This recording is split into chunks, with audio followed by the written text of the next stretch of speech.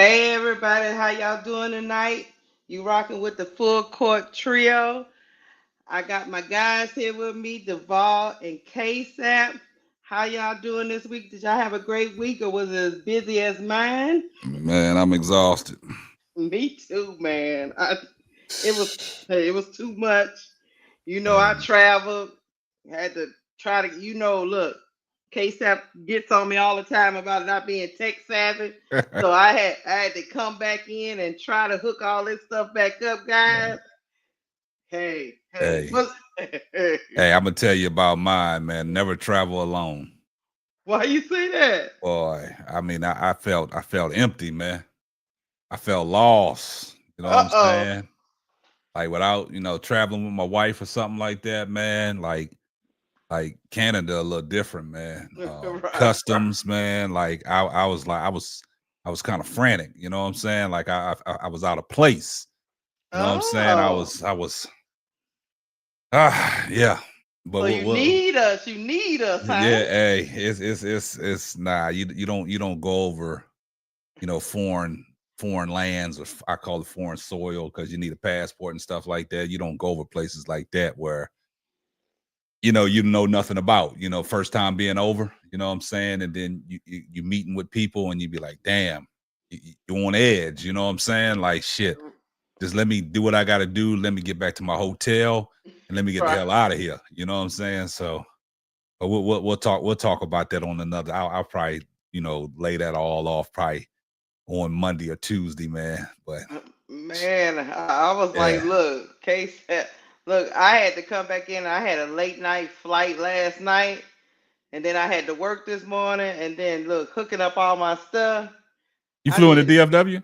I flew in the Man, DFW. all right, I didn't get home last night to about 9:40 last night. No, I was after you. I was about Oh, okay, 12:30. I okay, didn't okay. leave New Orleans till about I think 9, and then it was the last flight. Then we had to wait for our bags and all that Nah, but the thing foolishness. is, hey, look, I had to wait for the north shuttle parking, and you got to be on the it's on the second level for the parking bus to come get you. I was down on the first level. I'm Oh missing yeah. I'm missing the shuttle, so I didn't get to my car till about probably about 10 something. And then as I was trying to go out the gate, I'm like, how the hell I'm supposed to pay? But it was already linked to my toe tag on the Right. thing. Uh-huh. So that thing opened up. I was like, man, well, they free. And then I said, man, them motherfuckers hit me for it was $26. I was like, man, hold up. So it was already linked to my toll thing. I was like, man, it's crazy, man. Yeah, man. You know us, when we get to traveling, it get crazy. What's going on, Duvall? How you feeling? I'm hanging in there, one day at a time. You know how they say when you got religion on your side. I know, man. Vaughn, It's what's been popping, man? it's been a long What, week. what's going on, KCL? Man, y'all, man, this crazy, man. This stuff gets real crazy, man. This stuff is happening faster than what I thought, man. So I know you I, got you got to get I on the just take a deep, ride. yeah, I got to take a deep breath, man. I got to take a deep breath, man. But go ahead, Keisha. I ain't gonna interrupt you tonight. You go ahead and do your thing. We go see. Look, You, hey, let me say hi to the chat. I see ADP. Hey, girlfriend. Fast. I see your mama, big girl. Donna Cox. Hey, what's up? What's up? I see y'all in the chat. King Pisces, Nathan, Miss D. Hey, um, hey, and your mama daughter. Hey, what's going on, chat? I hope y'all had a great week. I'm letting a little bit more of y'all get in the building. We're gonna talk about Hannah Hidalgo's addressing her reposting um reposting Candace Owens clip about her exchange between her and Don Lemon, and we're gonna also talk about the pressure the Indiana Fever should feel or not feel. Dewana Bonner's comments looked like she was doing a little bit of backpedaling on this whole championship. They've been hyped up all off season. Now it's almost time to go, and she over there talking about, we ain't done nothing yet. So we're gonna talk about that. But we're gonna start off with Hannah Hidalgo and her comments because they dropped the documentary, guys. Full Court Press, I think it was called. it's the season 2 of this full court press, and they were following Hannah Hidalgo through the whole season. So she had some interesting comments about, that whole blow up between, because I tell y'all guys this Notre Dame thing just it took on a mind of its own. This been going on all season, and don't seem, and people are still intrigued about this whole thing with these with Olivia Miles and Hannah Hidalgo and the split and all that's been well documented. But we're gonna listen to a little of her comments during the documentary so she can explain where she was coming from when she reposted Candace Owens clip with Don Lemon. I'm gonna play that and then we're gonna talk about it. Is that okay? I'll let y'all. Let's see. Come on in. Look at you smiling. What you smiling about, Kate? Nah, do your thing, man. Hey, I'm trying. Hey, I'm trying to get. Hey, this is crazy, man. You go away for a couple of days, you get home and you forget how to operate stuff, man. What the hell is going on? Yes. Hello. Man, I know you look confused over there. I'm sitting here like, what the hell going on? But go ahead. Hey, look, hey, just go, Keisha. You run a great. You and Duvall, man. Y'all been holding it down, man. So I got a shout out to my brother Duvall for holding it down, man. And I caught up with some of the stuff that went on y'all show on Wednesday. Some of the comments that was said, man, and everything, man. So hey guys, everybody in the chat, man, I appreciate my crew for holding me down, man. We it's nothing but up from here, man.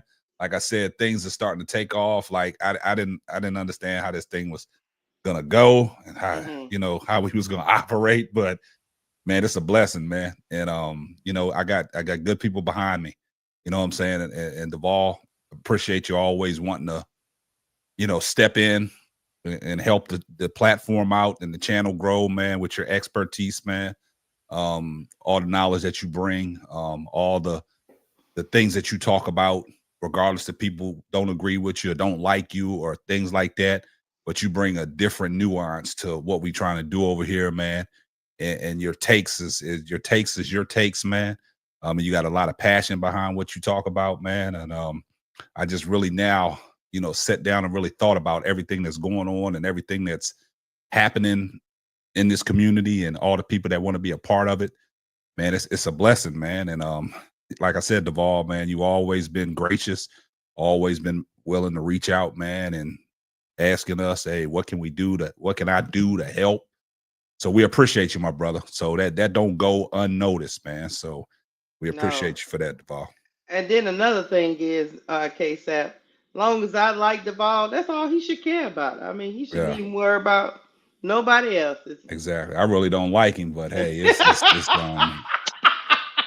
Duvall is just Duvall. He'll work himself out. But I appreciate it, man. I thank you for the platform and everything else. And like I said, like I was telling Keisha this morning, is you ain't gonna get everybody like you, but when I started to notice that I got a lot more people that likes me and like my content, like what I bring, than dislike. So I appreciate that. You can't focus on negative. You gotta appreciate the positive. You know what I'm saying? Go where you appreciate it, not where you tolerate it, like I said. So like I appreciate all these people. Like I said, I'm starting to become a fan favorite of stuff. I be reading on Twitter, I be reading my name on there. So it's just like it's a blessing.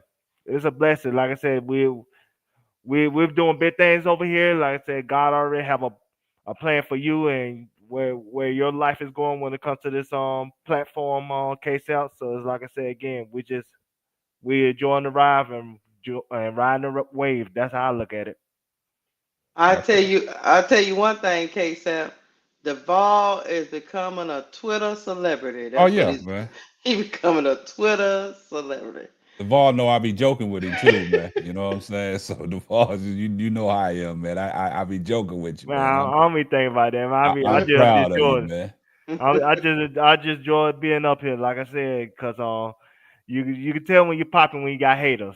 And y'all see what I be sending y'all, man. It just so they know what they know. Like I said, they stuck in neutral. We in the third gear. Yeah, we in that full court trio mode, man. Yeah, we in the third gear. And another thing I want to address, man, I want everybody to take this time out to send prayers up to our brother, Bro Claude, man. I mean, he's going through a lot, man. Death is just hitting him every day, man. So pray for our brother, Bro Claude, man. He's lost another family member. Just keep him in your prayers, man. And, you know, just say, you know, a beautiful, you know, prayer for Bro Claude, man. You know, we all need prayer, man. So, you know, give Bro Claude, you know, his prayers. Thank you. Yeah. Bro Claude know he my brother. I know he going through a lot, but like my mama always say, this too shall pass. Yeah. So he know he can call me because he'll ping you at 4 a.m, Bro Claude. So we love our brother and we love the family and we keep y'all in our prayers. Hey, Sharice de Jesus is coming in, giving us $5 super chat. Here comes the money. Dollar. Thank you, Sharice de Jesus. Always supporting. Thank you so much. Thank you so much. All right. Yeah, we got one day we got to do what? We got to do a chat what am I trying to say? A chat spotlight, man, because there's a lot of people in the chat, man, that really support us and really, you know, send super chats and stuff frequently and stuff. So one day we got to do a spotlight on some of these people. So I agree. Yeah. I agree. Y'all ready to get into this 2-minute clip? We're gonna listen to it and then we're gonna talk about it. Here we go. Together, 1, 2, 3, together.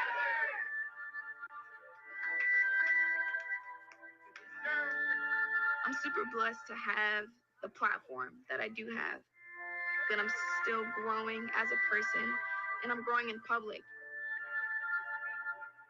I think it's tough growing up in a world of social media.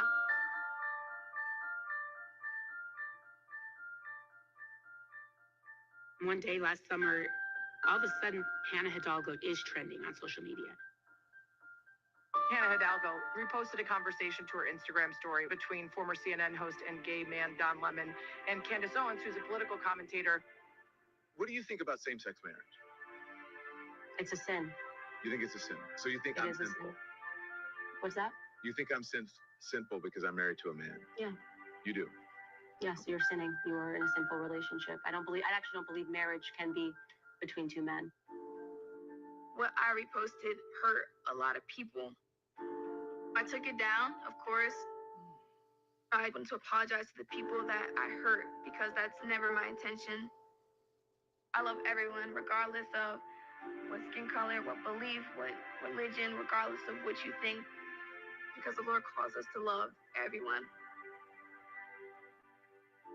It's been a topic of players in the WNBA because the WNBA is known as the most inclusive league in the world. Nobody wants to tell Hannah Hidalgo what she should feel and what she should believe. But man, that is something that caught a lot of people off guard. She has to be aware of the surroundings and the people that she is coming in contact with and that you're going to have to be teammates with. Are you homophobic? No, absolutely not. I have friends that are, homosexual.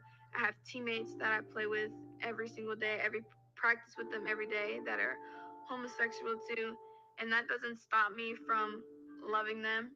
I will go to war for any single one of my teammates. And they know that.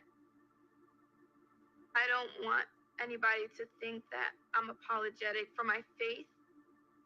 But what I am sorry for is that I hurt people and I hurt people closest to me.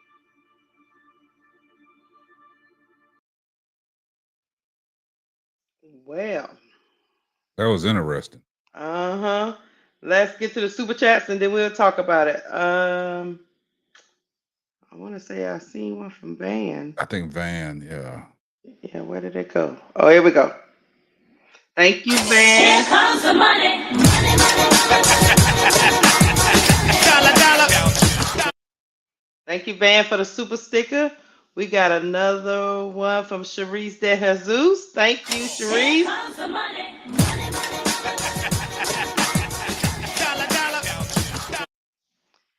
Okay, so yeah, I wanted to play that clip of Hannah Hidalgo. It's part of that full court documentary that they do through the whole season, and it's just starting to drop. And she was just talking about how that moment of reposting Candace Owens went viral, and that um, she well, you as you guys can see, I don't think it was. I think she feels like it wasn't her intention to hurt people, but she knows she's in the spotlight. So it came across as being homophobic when that really wasn't her intention. I would like to get you guys take on her interview, her comments we just listened to. Let me know what you think about her comments. I'll let you go first, KSAP. So when was that when was that aired? When was that actual interview? That interview probably now see, when they doing that documentary throughout the season, Because I heard her in one sense that she reposted that clip from Candace Owens. So she did. she reposted that clip, during the was it during the season or when? It was during the season. It was like in December. Okay, Yeah. because I was trying to see if she posted that clip after the fact that Olivia Miles jumped in the transfer portal, right? No, That was no, Okay. during the season. That's when Okay. the team fell apart. Okay, right, so when the team was going in shambles, that's when Yeah. she posted That that was the because it reason was why the right as team in the blew up. wall. That's man, this one's tough, man, because listening to her in that interview, you know what I'm saying, because she was talking about teammates. She has a lot of who are them other teammates outside of Olivia Miles that we know of that are part of the LGBT community? Maddie Westbell. Addie Westbell. yeah, Is King got something like that going on? Oh wow. Did not know yeah, that. yeah. Did And not know so that. It's not just Olivia. Okay. So in that sense, when she said that, I can I'll stand by her with that because being a part of women's basketball, even with the WNBA, we see a lot of women that are part of the LGBT community, and they got to be around them. So, like she said, when she asked her question about being homophobic, she said no, she's not homophobic because if she was really that homophobic, she would not be able to be around people like that every day. You sharing a practice facility with them, you sharing a locker room with them, you got to get dressed in front of them. You know what I'm saying? So Right, it's hard for me to think now, listen to this interview saying that she is really homophobic the way the rumors are out there. You know what I'm right, saying? But in the same sense, you see, this is what I hate about what all athletes do. If you tweet something, stand by it. Why take it down? So your notion is you took it down for a reason. You knew you shouldn't have did it in the first place. So she took it down. But in this sense, man, like I just it's beginning to look like people are piling on Hannah Hidalgo, man. I think we just kind of need to fall back because, like you said, now she's in the spotlight. Everything that she did, anything that Hannah Hidalgo does, centered around anything about the LGBT community, it's gonna raise eyebrows, right? So any notion like the clip that they caught her and Olivia Miles, confrontation. We don't know what was said. We not lip read. I mean, we don't even know what was said. You know what I'm saying? But it was a heated conversation because the security had to separate them and move them to the side. I know sometimes you can't be standing in places, but you got to understand that was Olivia Miles and Hannah Hidalgo. They just not no average people just standing there. You know what I'm saying? They right, just not like a random fan that just come down and want to stand in the hallway to try to get their glimpse onto the court to get up close and personal. These are two known figures in women's basketball. right. So something went on that we don't know. But like I've always said, what don't come out in the wash will come out in the rinse. Hopefully, these two can put their indifferences aside. But I'm glad that we got a chance to see, Hannah Hidalgo's side of it. But it's right now, me personally, man, it's just a sticky situation, man. Anything dealing with the LGBT community is very sticky. So yeah, so that's my take. What you got, Duval? I'll go last. I'm gonna say this for the chat. This is a serious topic. So don't expect me to be comedic when I make this response. Cause I'm gonna break this down to 3 parts. Part number one is we gotta realize she's still a child. She's 19 years old. She's still trying to find her way. She's still trying to navigate from how she was raised and her beliefs, and also being sensitive to the people that she's around because everything she does now going to be a representation of who she is as a person and how she feels as a person. So we have to be mindful of that. But at the same time, Hannah Hidalgo, you get into Kennedy Carter territory. Now you're not getting kicked off of teams or nothing like that, but you becoming a cancer in the locker room. Like I said, all those players left because of you. All those players left because they don't want to be around your homophobic beliefs, even though I don't think you're homophobic. And at the same time, none of those players in the transfer portal ran out their way to go to Notre Dame to try to play with you. So that should be a wake up call of how people think of you as of right now in the I want to say college basketball space as women. And so, like I said, that's something that could be a serious issue for Notre Dame if they trying to be a championship contender. And they probably can't be a championship contender with her having the reputation that she has at this time.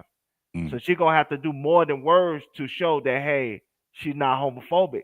And that might even mean doing some LGBT, saying pride, gatherings and I don't want to say giveaway, but saying community events and stuff like that to really open your arms to people that's not like you, that don't think like you, that don't have your same type of mindset or views as you do, Hannah Hidalgo. And we also have to be mindful of Hannah. This is why I will defend her again. Like she might not be homophobic, but she could be uncomfortable, and that's just life. There is no different than white people are uncomfortable with black people walking up on them with a hoodie on. They're uncomfortable with that. That gives them PTSD. That's something that scares them. And with Hannah Doggo, with her beliefs and how she grew up, that LGBT lifestyle probably intimidates her. So she don't know how to really not show that hey, this is not something that I'm comfortable with. So I don't think she's homophobic, but that lifestyle is uncomfortable to who she is and how she was raised and what's her values as a person. And so at the end of the day, and in my closing is like she has to we have to give her grace that she's young, she's 19, but at the same time she has to grow up mentally if she wants to maximize her college experience. Because there she might be undercutting her own championship expectations and aspirations if people don't want to play with her because of her mindset and how she feel about other people overall. Okay, let me tell you this part Oh, of hold on, what. once Keisha, God, before you go, just let me say this. go ahead. It's a difficult situation, man, because now you dealing with your college basketball career. Yeah, you 19 years old. You got 2, 3 good years left in college, man. And certain things that you do and you say can affect your whole career. And it's unfortunate. It's just the world we live in. You know what I'm saying? And how does she bounce back from this? Because what Duvall said earlier about all these people that jumped in the transfer portal, nobody broke their neck to go to Notre Dame. You know what I'm saying? So regardless of how people interpret what she said and how they feel about her, it could be some things that people are set back when they make their decisions like, okay, this is out there. Do I really want to entertain this? Do I really want to go that far? Do I really want to go to Notre Dame to compete? Because I've seen what happened later in the season. And now at the end of the season, I see people just bolted and got in the transfer portal. Is this a good look for Notre Dame? How does Neil Ivey take control of this? How do you put out that narrative? How does Hannah Hidalgo move forward from this?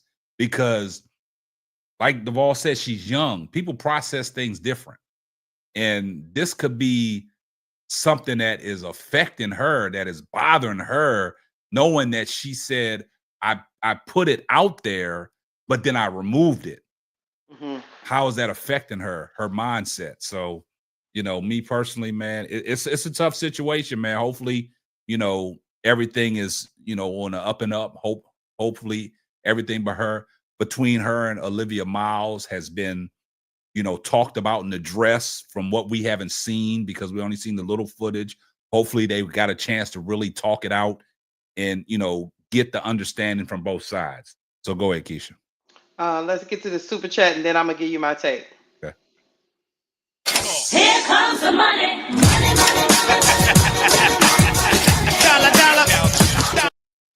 Thank you, Donna Cox, for the $10 super chat. She say, hit the dang old like button and panel, keep bringing the real. Thank you, Donna. What's up, Hey, Brass Lakeisha, Tass? I see you. before you go, let me address something real quick, because Big Girl saying don't compromise your beliefs for someone else. It's not compromising your beliefs. Sometimes you can feel the way you feel and still be respectful of other people and their differences when it comes to how you live your life. For instance, there's a couple people in my church I know is LGBT, but I'm not going up to them saying, "Hey, you going to AC double hockey sticks because this is a sin to God." That's not my place to judge. God gonna judge that person and how he's accept or not accept their decision when it comes to their life. It's not for me to judge. It's for me to be respectful to that person and treat that person as cordial and as humane as everyone else. Long as that person is not trying to force their lifestyle on me, it's not up to me to try to force my issues onto them or force my beliefs onto them. It's not my place to judge someone. It's God's place to judge someone. It's my place to treat people with this love, respect, and admiration that they deserve, desire, in life. That's it. All right, y'all ready for me? Yes, ma'am. I'm going to say this. I get where you, KSAP, and Duval are coming from, but I'm going to come from a different angle, and I'm going to say we all talk about being inclusive, and we throw that word around a lot. And part of being inclusive is people have different cultural backgrounds, they got different beliefs, they have different religious beliefs. I don't agree with Hannah reposting Candace Owens' um, clip with Don Don Lemon, Lemon. because you had to have known that you was gonna cause some type of fire, because it was a controversial take, for her to be live judging people. Because basically that's what she was judging. But I will say this: Hannah Hidalgo has the right to have her beliefs, just like I have my beliefs. And if we are being inclusive, there has to be a space for her to have her beliefs and not be attacked too. I get that she might have made other people feel uncomfortable by reposting it, but that's when you have a conversation. I think it was an overcorrection, that all just because she reposted this, that means she's homophobic, and that's a big leap, because just because I don't have the same lifestyle as you, just because your lifestyle might not align with my beliefs, if I don't think, if my religion says it's wrong in my religion, I'm okay to have that belief. I'm not going to change my beliefs for another person. But what I am going to do is make sure we're all have a seat at the table and we're not being disrespected for whatever way we run our life. So just like the LGBT community have a right to live their life, Hannah Hidalgo has the right to have the beliefs she has. And to publicly kind of shame her for her Christian faith is kind of discerning to me, from the same people that said we were all trying to be inclusive. Now, should she have reposted Candace Owens? Look, I don't mess around with Candace Owens, y'all. Mm-mm. Look, Mm-mm. I would have told her straight up off the back that it's so many other things you could repost, retweet, or whatever they call. It's too Candace is controversial. Candace Owens is not one of them. So if you knew if you did that, I would go to task on her and say, look, you know Candace Owens is a controversial figure. So you Yes. know you being a celebrity, you being a basketball player that has a lot of followers. As soon as you did that, you knew you was gonna get that attention. What she didn't know was that it was gonna go so bad to where it would affect the locker room. That's where she made her mistake. But her having her beliefs, we all come to the table. We can all have our beliefs. I can disagree with you, KSAP. I can disagree with you, Duvall. I have no right to tell you how to live your life. You have no right to tell me how to live my life. But you have the right to tell me what you believe. That is your right. So that's why I think it's a little piling on here. I get that the community I get that there are a lot of women in that LGBTQ community, but they also have to be mindful that they're not oppressing other people with their beliefs. Am I making sense? Yeah, yeah. I mean, Yeah, like you kind of I like spot on. I mean, like I got to give you that. I mean, you it's can't be I'm gonna oppress her because she don't believe what we believe. yeah, No, you can't do the same thing you say people are doing to you. yeah, and I totally agree with you when you say about Candace Owens, man. Like, she's just too controversial, and Yeah, I wouldn't mess around with Candace. yeah, like I said, anything that you retweet of Candace Owen, it's gonna raise red flags anyway. You know what I'm Hmm. saying? And I think Keisha, I think you said that, so beautiful that it's to a point where into the degree what Duvall said, as a 19-year-old kid, sometimes people are not ready for these moments. They forced in these moments. You know Right. what I'm saying? Because of the Hmm. fact that you make one bad decision and that could follow you your whole career. You know what I'm saying? And this is something that she's going to have to address her whole career. Unfortunately, you know But what I'm why, saying? KSAP? Keisha, I But why? understand. I don't know. That's just the way the world that we live in and the sports that we play. Is anything that's controversial is going to come back up. I mean, it's been guys like they do things like they always tell people preparing yourself for certain sports like draft situations. Everything that you did on Twitter or anything that you did on social media, people are going to go back and look at things that you posted. And that's going to affect how you move forward. Hmm. It's unfortunate that it has to happen. And Big Girl made a prime example about Kyrie. I was thinking that The while you was talking. you see what I'm saying? The retweet of the schematic message that he did. He did nothing wrong. It was just a retweet. Hmm. And look what he lost. He lost everything. He lost the Nike deals. You know what I'm saying? But Hmm. Nike took on somebody like a Ja Morant, which Nike is telling people they condone the gun violence. They condone that stuff because they never took the Nike away from Ja Morant. And all Hmm. Kyrie did was reposted something. So that Hmm. stuff matters. It's unfortunate. I don't I know got you. why. I don't know why it happens that way, but it happens. But I mean, I just don't want her because I know she's a 19-year-old kid, and I don't want her to feel like because I'm a Christian, I can't be open with my beliefs. Yeah, it's These are unfortunate. these are my beliefs. I was raised.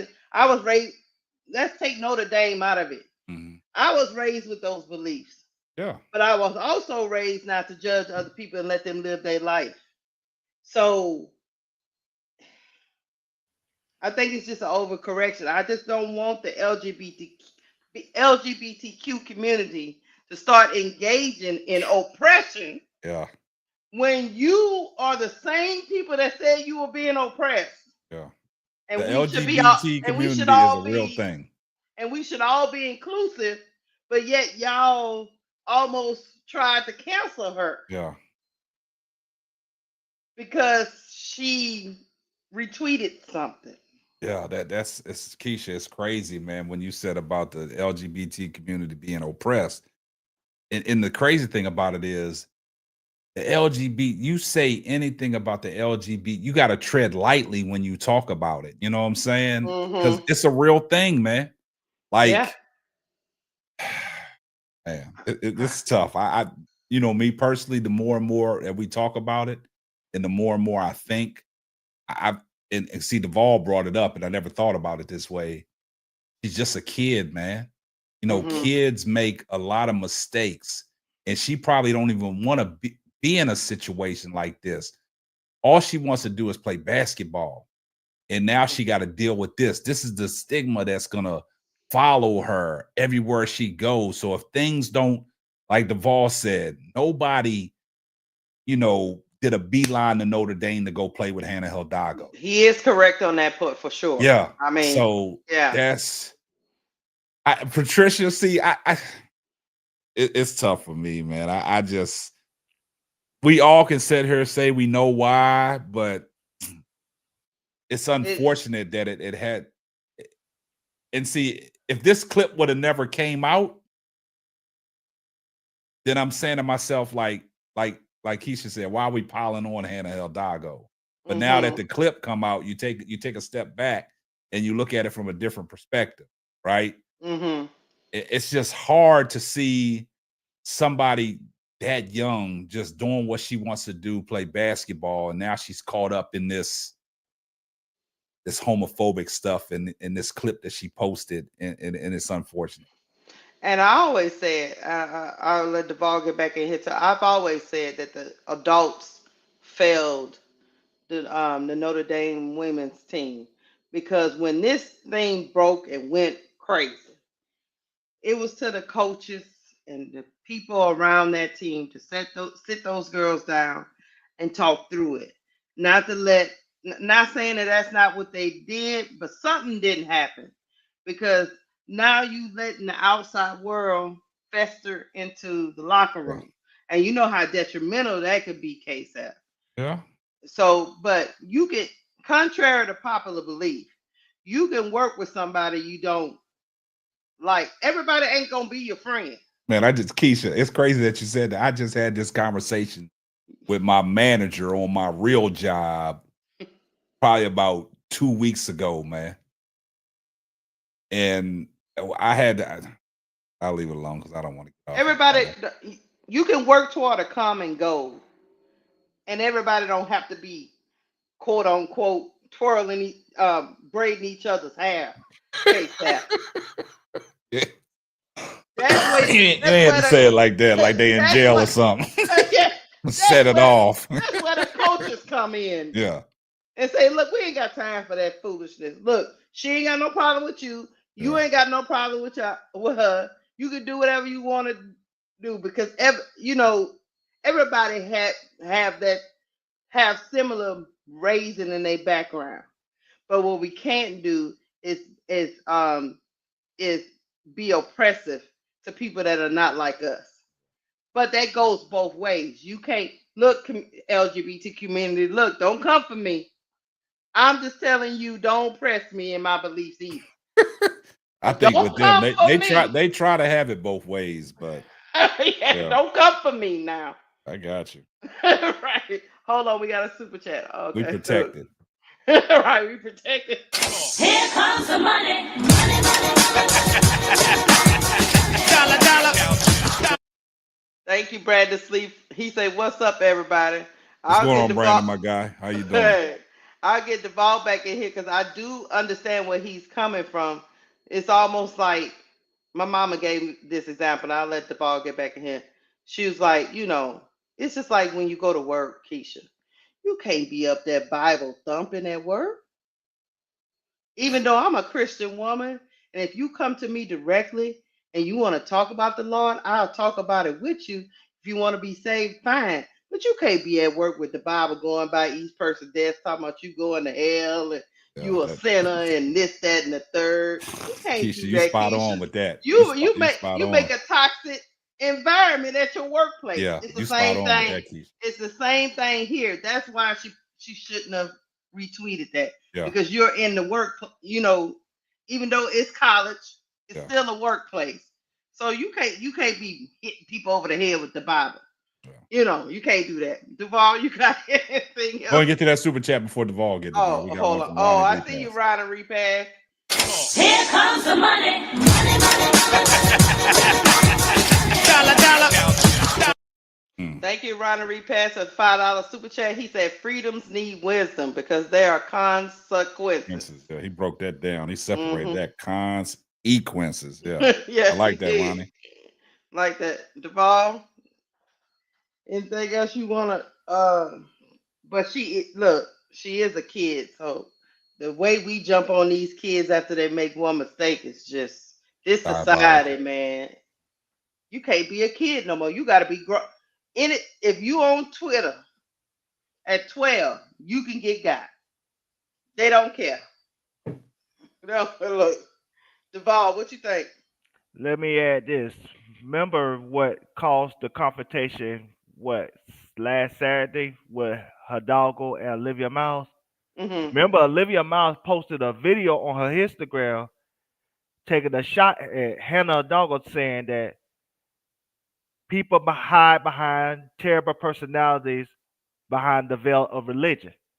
Yeah. Now, I don't think it's just about her religious beliefs. I think she probably was confronted about it, and Hannah Hidalgo, the way she conducts herself, it didn't sit well with the locker room. Cause like I said, we seen it Saturday. She will confront you, and she very blunt. So we might not know what was said, but we seen the facial expression of Hannah Hidalgo, like she wanted to fight her. Oh yeah, she come with them two fingers pointing at her, and Olivia Miles taking them steps back and try to laugh it off, but it looked like Hannah Hidalgo was standing on business. Yeah, it like so. If she showed that in a 30-second clip, imagine how she is in that locker room. And so to have to deal with that, that's causing a toxic workplace environment. And so it's not just about the religious thing. To me, in my opinion, it's about her religious belief, and reposted that tweet, that clip, and her personality along with it made it an uncomfortable situation. Because if she was somebody that was like more warm and welcoming, they probably could have sat down and had a conversation, and they probably could have expressed how it made them feel and how hurt they was, and she probably could have apologized and blah blah blah, and they could have moved past it. But Hannah seemed like she's somebody. She said what she said. And in today's society, when you got social media, it's no longer back in the days when if you live in, like, let's just say Dallas, that's not as big of a media market as somewhere like New York. You know what I'm saying? You can hide from the media. You can hide from what is said in the media and anything like that. In today's social media, if you don't read it, your family read it, and your family go send it to you. Because just like us, even when people try to send shots, we said think it is our way. We send the case out, even though he don't be want to hear it. But it's social media, and it just, hey, you know what I'm saying? That's just the life that we live. Yeah. And so I'm assuming that there's her Aliyah Miles people, or you know what I'm saying, Matter Westbell people. They were sending her, you know what I'm saying, these clips of Candace Owens and what Hannah Dogger was retweeting, and we who knows whatever else she said on her Twitter timeline or Instagram timeline.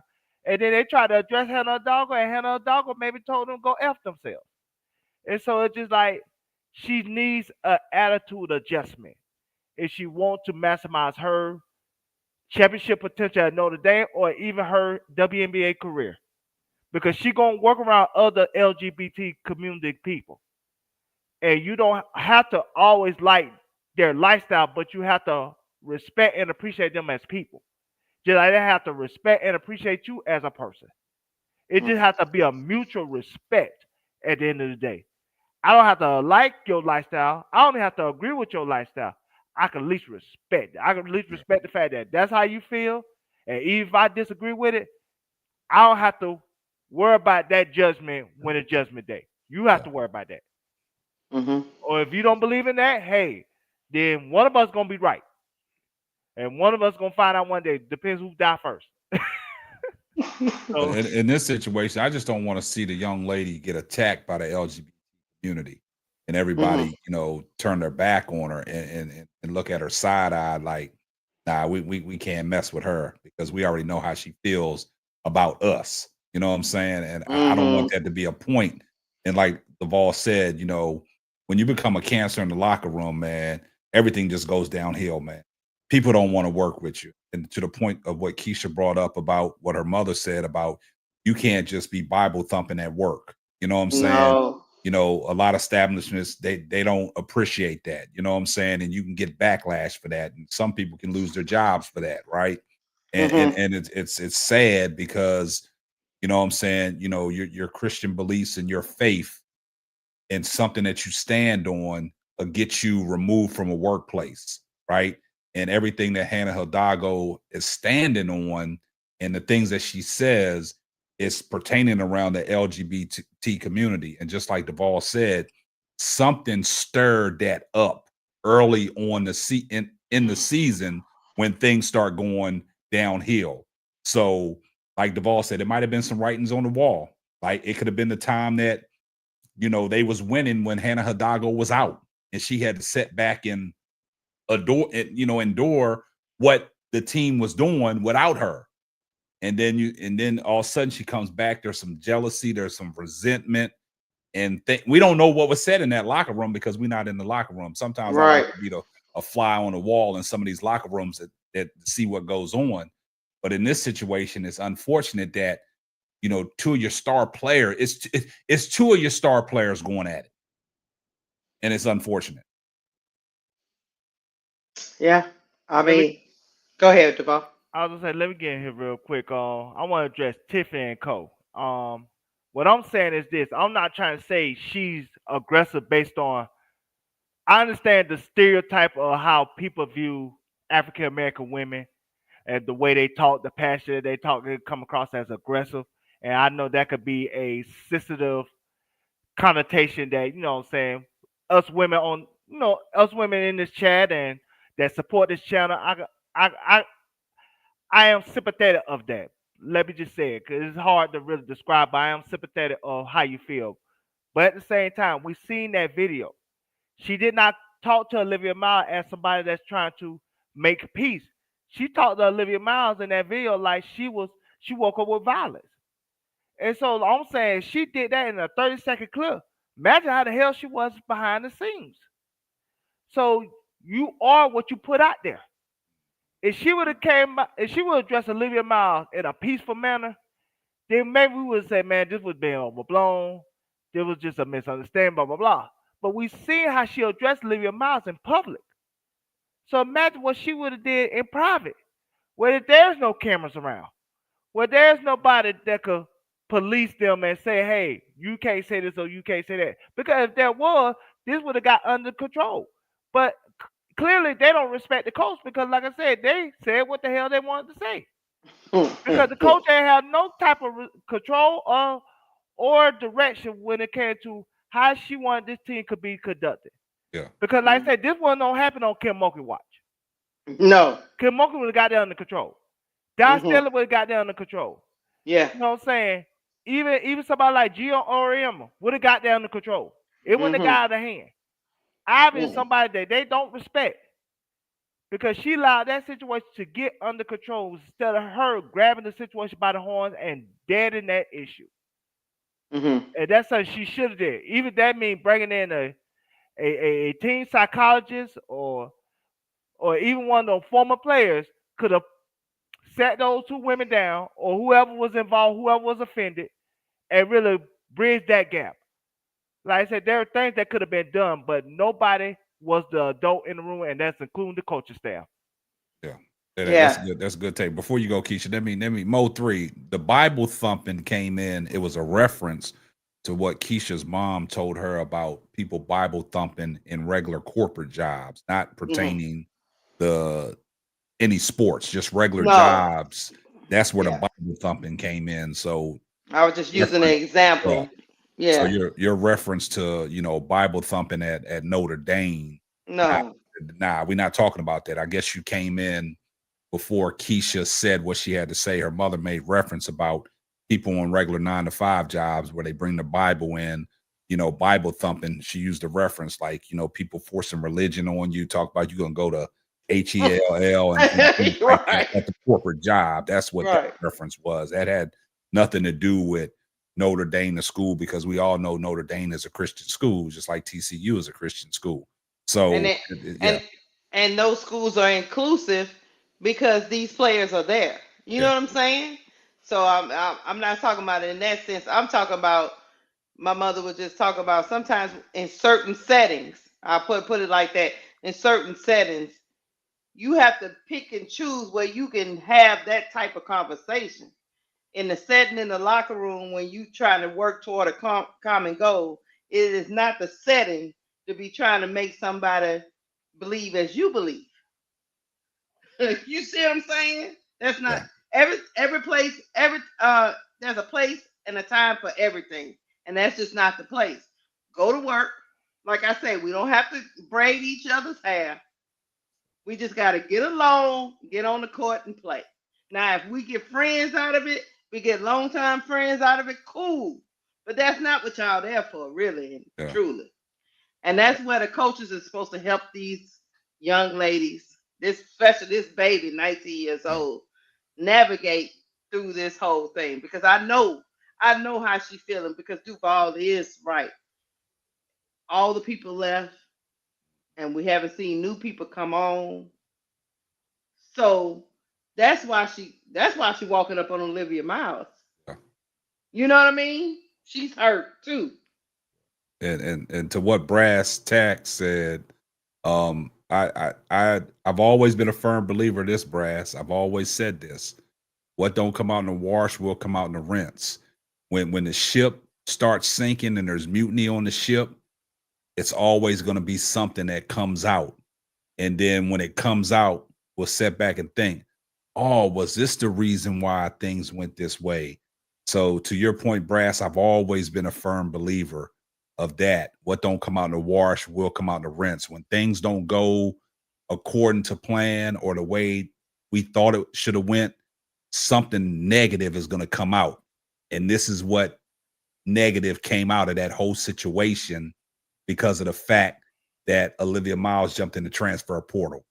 And it all pins back to this Hannah Hidalgo situation, and everybody's having speculations. Is this the reason why Olivia Miles jumped in the transfer portal? But you got to have some validity to it because of the back and forth. And what is the back and forth about? About certain posts, about certain religious posts, religious beliefs, homophobic. You see what I'm saying? So then you got to look, you got to read the lines, not in between the line, right? So now you got to look at it like, could it be some truth in that? Because now what is this whole conversation centered around? This whole conversation is centered around Hannah Hidalgo being homophobic, Hannah Hidalgo reposting something that Candace Owens has a firm belief when she told Don Lemon that I don't believe two men should be married. So what's all that stem around? So to your point, Brass Tass, I'm just like you. If the situation would have worked out for Notre Dame and they would have got to the Final Four and potentially, get to the championship game, would this ever would have came out if Olivia Miles did not decide to jump in the transfer? And to your point, K-Sep, to what Brad Stack is talking about, you're right. It has nothing to do with Olivia Miles not playing defense. It don't have any that. Yeah. We are discussing what could have possibly hurt the chemistry of the team because each player on that Notre Dame team got flaws, and any one of them could have done something better. We all acknowledge that, but we saw a distinct point of the season where it declined. Did we not? Where the team declined. Now, what the reason for that is, that's what all the speculation is. And as you can see, evidently, Hidalgo is not over it. Cause she's still walking up on Olivia, Yeah. Brad. It just didn't look right the way Hannah walked Because up on when her. I leave somebody, I don't walk up on them no more. Yeah. I'm through with it. Yeah. But evidently she's not through.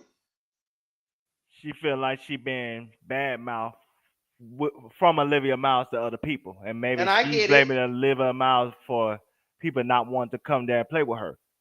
And I let me get it. add this: for people that say it don't fit the on-court chemistry, or it don't, or in Brad's text say case it don't fit why Olivia Miles don't play defense. We don't know that, because just like I explained to Keisha privately,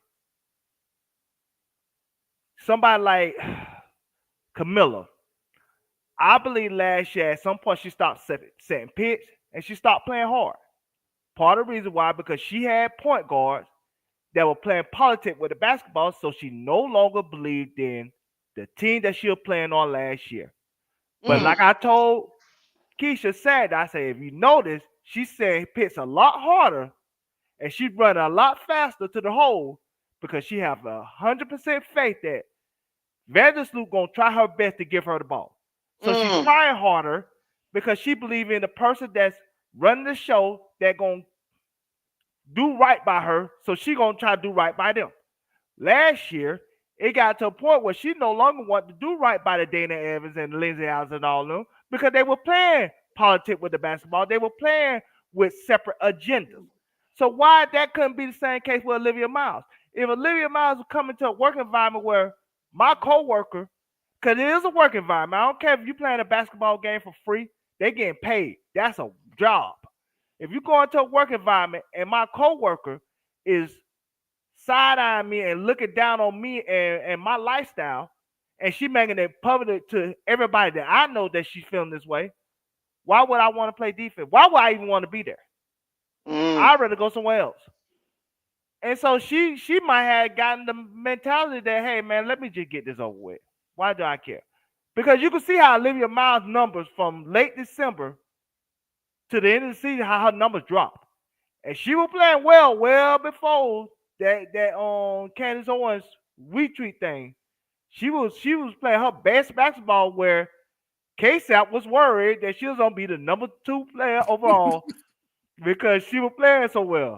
And KSAP wasn't the only one that was saying that. Yeah. But she was the start of the season, she was on a heater. She had people rave reviews about her, and her draft stock. I mean, everybody was climbing. Talking. You know what I'm saying? Everybody was talking, man. And to Duvall's point, man, he might have a point, man. When did this all start occurring? Because after that, and like Keisha said, I have to agree with you, Keisha. It's has nothing to do with Olivia Miles deep. Has nothing to do with that. This is a real thing, man. Unfortunate, man, and y'all all made great points, man. I mean, the chat, I understand what y'all saying, but yeah, I get where Brass is coming from. I really do. Yeah. But I women are emotional. Women are emotional. They wear their emotions. Ain't no. Look, let me tell you something. No. Here they go. Here we go. I'm about to cut y'all off right quick. Hey, you can't cut me. I didn't say that, Keisha. Don't. Nah, I didn't say that. Look, listen at me. Women and people are emotional because I done seen a lot of men get butt hurt. Why you gotta look at me? Why you gotta look at me when you're talking? Look at the ball. Look at that Jacksonville Jaguar. Let me I had nothing to do with that. Let me tell you something, Duvall. They got NBA players get butt hurt and they don't want to play. Their chemistry is off. I agree, 100%. What I'm saying is like women are naturally nurturers. They naturally show love with their emotions. We are taught to suppress our emotions. We are taught to. Well, some of y'all ain't suppressing it no more. They ain't I get you. You're right. But I'm out of that chat. That's between Duvall and Keisha. Let them go at it. So we are taught to suppress our emotions. So unfortunately, I don't want L to pull up. I'm out of it. We got issues. You know what I'm saying? See what you done started, Duvall, man. Duvall, get out the trick bag. Don't go in there. Don't go. Hey, what do you say, Keisha? Don't go in that trick bag. The curtain is starting to close on you, Duvall. It's getting dark where you at. Duvall, look. Duvall, come up for air, man. Don't do Hold it, on, man. let me get to this come up super for chat. air. I'm gonna get him out. Look, All right. I'm gonna give him a little light. I'm gonna give him a little light. You gonna say tread a little light? Here comes the money.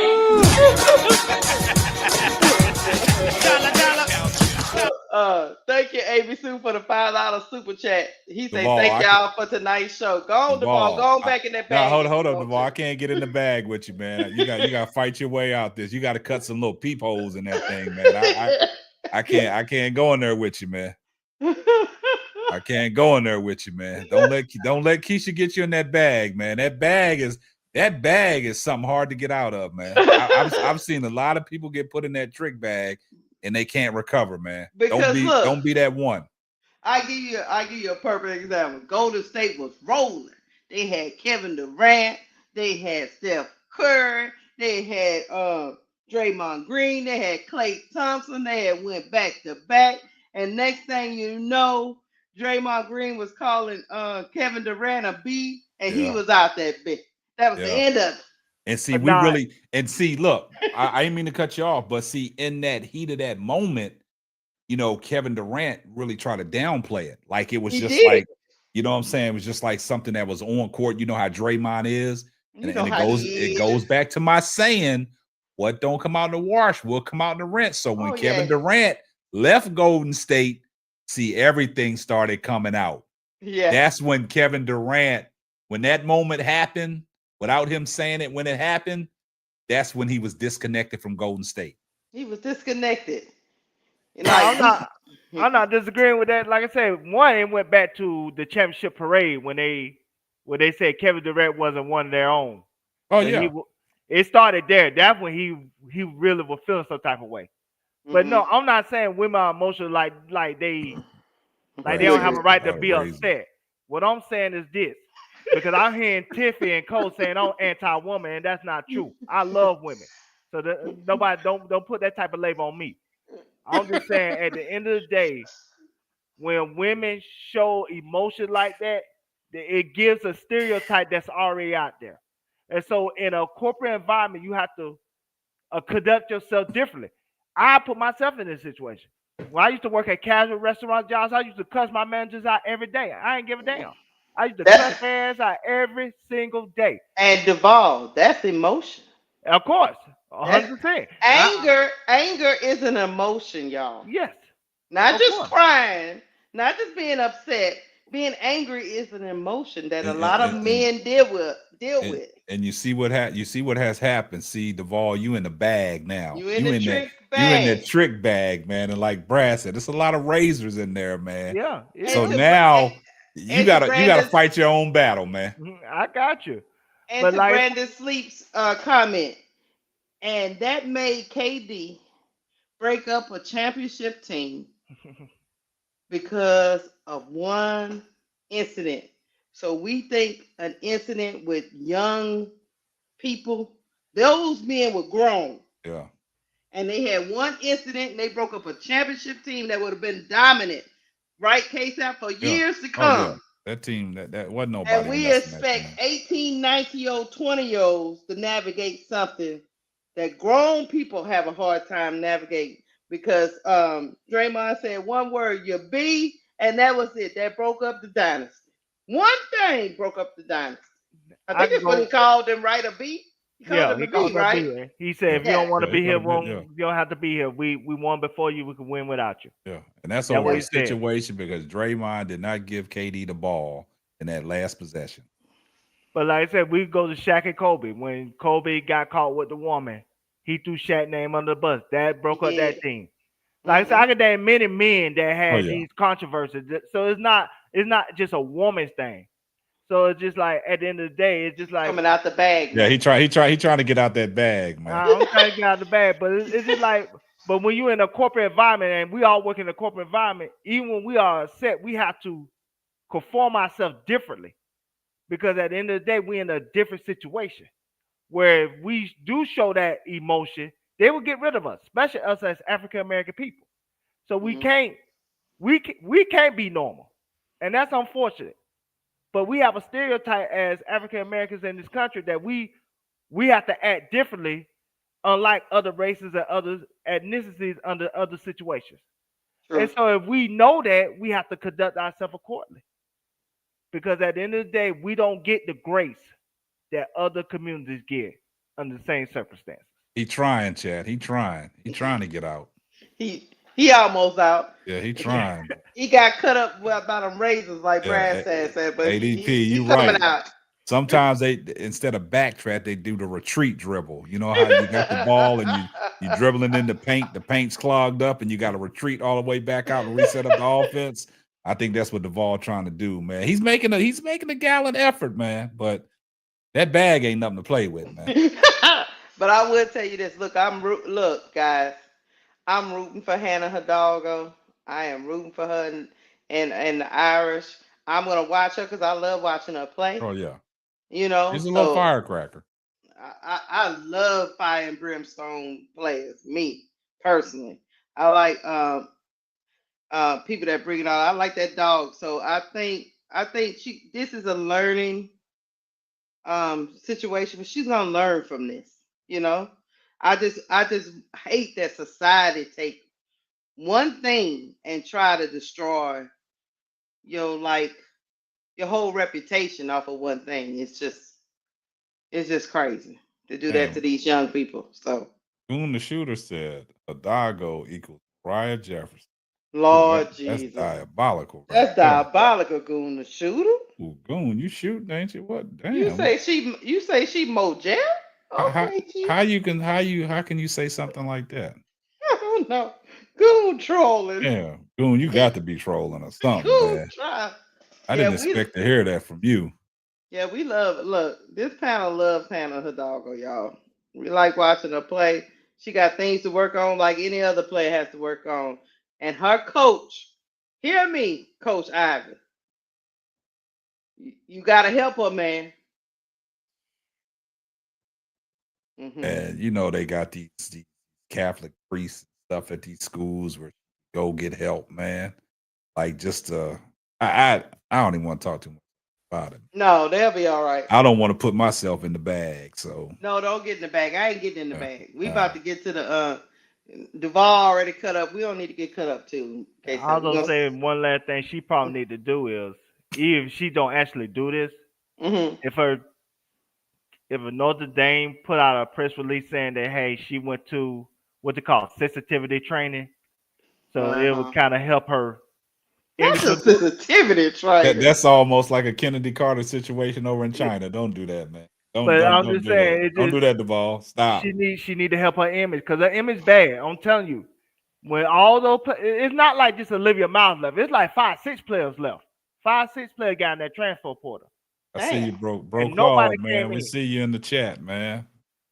And so it's like that's an issue, man. This is a serious issue that she has to deal with right now. And this ain't gonna just go away by just ignoring it. Sometimes you have to have a what you call a PR team to really help you get out of this situation. And it made it worse because of the interview that aired. Yeah, that's what makes it worse, man. I might get a PR team get out of this situation because the women in chat killing me. Now anti-woman. I fight for Andrew more than anybody. But okay, let's keep it going. Profan, what's up, man? Look, he was in that bag, he got cut up. That's all the punishment he needs right now, y'all. Oh, you survived a little bit. You ain't get that above the rim treatment like hooty hoo. Tupac bring that razor blade out of his mouth. You ain't get that treatment, man. I think you survived, man. You ain't get cut too much. You just got scarred up a little bit. You don't need no stitches or anything, man. You just got a couple slashes, man. You'll survive, man. You'll survive. You'll be all right. It's gonna be on your skin forever, but you'll make it. and shea butter can't take that away. No, yeah. Don't let Bro Clark lie to you. That shea butter can't get. Yeah, that shea butter ain't gonna work that, man. They got you. They dug deep in you, but no stitches required, no staples. You be all right, man. You just bear that scar for life. Man. I just had that hand touch the hot stove, but no ice can't help. Yeah. All right. Get to that super chat. Yeah. And then we're gonna get to the next topic. Right. Go ahead. Here comes the money. Money, money, money. Thank AC Chi-Town Kevin. Thank you for the $5 super chat. He said, "Here's the facts. Hannah gonna have a hard time in the W because there's a lot of gay women there. Learn to accept." Yeah, It's unfortunate, man. you know, Unfortunate. I get man. where you're coming from. And you got to be in the locker room with these people. Right? Yeah. And look, note to Hannah before we get off this topic. Listen to your auntie Keisha. Anything Candace Owens comes up on your timeline, do not engage. Nah, Do don't not entertain touch it. it. Don't entertain it. Because that woman backpedals more than anybody I ever seen. So She's don't. controversial, man. She's very controversial. So I wouldn't even go down that road. But let's get to the next topic. Let me bring up my screen. The next topic is Indiana Fever or the Chicago Sky. Who's under the most pressure? DeWanna Bonner was trending online last couple of days because she made comments saying that she don't view this season as championship or bust because they haven't been on the court yet. They haven't done anything yet. So she don't think they should have the Fever shouldn't have any pressure to get to the championship is what she said. And I found her comments a little special because I was like, I thought that's why you came there, DeWanna Bonner. But she said no. She said the team has not gotten on the floor yet as a team, so she don't feel any pressure because they haven't won anything yet. So I'm gonna bring up the Fever's little commercial they had right before their season, and then we're gonna talk about which team has the most pressure, the Fever or the Sky. Hold on. Some say we arrived because the world knows our name. Now you know that was never the destination. From the court to the culture, we own the moment. We're not here to chase greatness. We're here to claim it. Our ambitions don't fit into headlines or highlight reels. Our road games sound like home games because our fans don't ask for permission to dominate. So if you thought we arrived, now you know. We're not here for the moment. We're here for the takeover. Let me hit this right quick. Go ahead. Now, do you notice was DeWanna Bonner in that commercial? She was not. You ain't right, Casey. No. And look, I'm with DeWanna Bonner on this one. And the reason why I say I'm with DeWanna Bonner on this one, that's veteran leadership right there. Veteran leadership. You come in and you try to put out a fire quick, fast, and hurry because of all the stipulations now that you got thrust upon you, right? They giving Indiana too much too quick. You know, when Indiana made all these acquisitions during the off season, picking up all these players. A lot of people say they got a lot of Hall of Fame players playing alongside of Caitlin Clark. I don't see nothing wrong in what DeWanna Bonner said, because sometimes you got to get out on the court and you got to prove that everybody fits, right? Duvall, you made this statement on a previous show about we don't know how that chemistry is going to work with all them on the court. There's only one ball out there, right? So what DeWanna Bonner basically is saying is she don't believe it's champion. See, when you can put that seed in your player's head, because now when you have this expectation to go out there and win the championship, then you could be a bust. And so what DeWanna Bonner's trying to say is like, look, let's don't put that pressure on. Let's don't put that extra added pressure on herself. Let's just go out there and play ball. Now you're making all these commercials and stuff like that. DeWanna Bonner wasn't a part of that commercial. So as a veteran coming in with veteran leadership, letting the girls know, hey, we got to get out here and perform. Don't put no extra added pressure on us, because when we fail, the talk is going to be that it was a bust because we didn't win. So I have no problem with what DeWanna Bonner said, but if I'm looking at it for the whole totality of it, yeah, the media has hyped Indiana Fever up to be the next best thing to win now because of all the pieces that they put around them. And if they don't win, it's going to be a bust. But DeWanna Bonner is not approaching it like that. She's just going out there trying to let the girls know, hey, let's just go play ball. Don't put that extra added pressure on ourselves and us feeding into the hype. So that's how I feel about what DeWanna Bonner said. I had no problem with what she said. Duvall? Let me say this. Let me say this. This year, everybody got pressure on Indiana except for Caitlin. And I'm gonna tell you why. Her fans are so loyal. If they come up short, they're gonna blame everybody else. She will get no blame. Promise you that. It will be everybody else's fault except for her. And the pressure is on the team besides Caitlin because a lot of those players, except for Aliyah Boston and Caitlin, is on 1-year deals. Tasha Howard, 1-year deal. DeWanna Bonner, 1-year deal. Kelsey Mitchell, 1-year deal. Because everybody playing for the new CBA. Even on somebody like Lexi Hall, 1-year deal. So a lot of these players on 1-year deals. So a lot of these players can leave if they don't feel like the team is set up for them to succeed. And if the backlash from Caitlin's fan base get too much for those African American players, they might want to go elsewhere because they don't want to deal with that. So this year, the pressure's on the team besides Caitlin. Big picture, the pressure is on Chicago front office. Because let's just say Indiana do get that championship. Now Chicago Sky fans cannot no longer use Angel Reese College Championship as a way to throw in the Caitlin Clark fan base face. Because now they could throw in our face because of the attendance. We could throw in their face the college championship ring that Caitlin Clark never got. But if she get that championship ring, now that's no longer null and void. So now how that turned to the Chicago Sky front office, why they got the pressure big picture. Angel will leave. Angel left her hometown team in Maryland to go to LSU.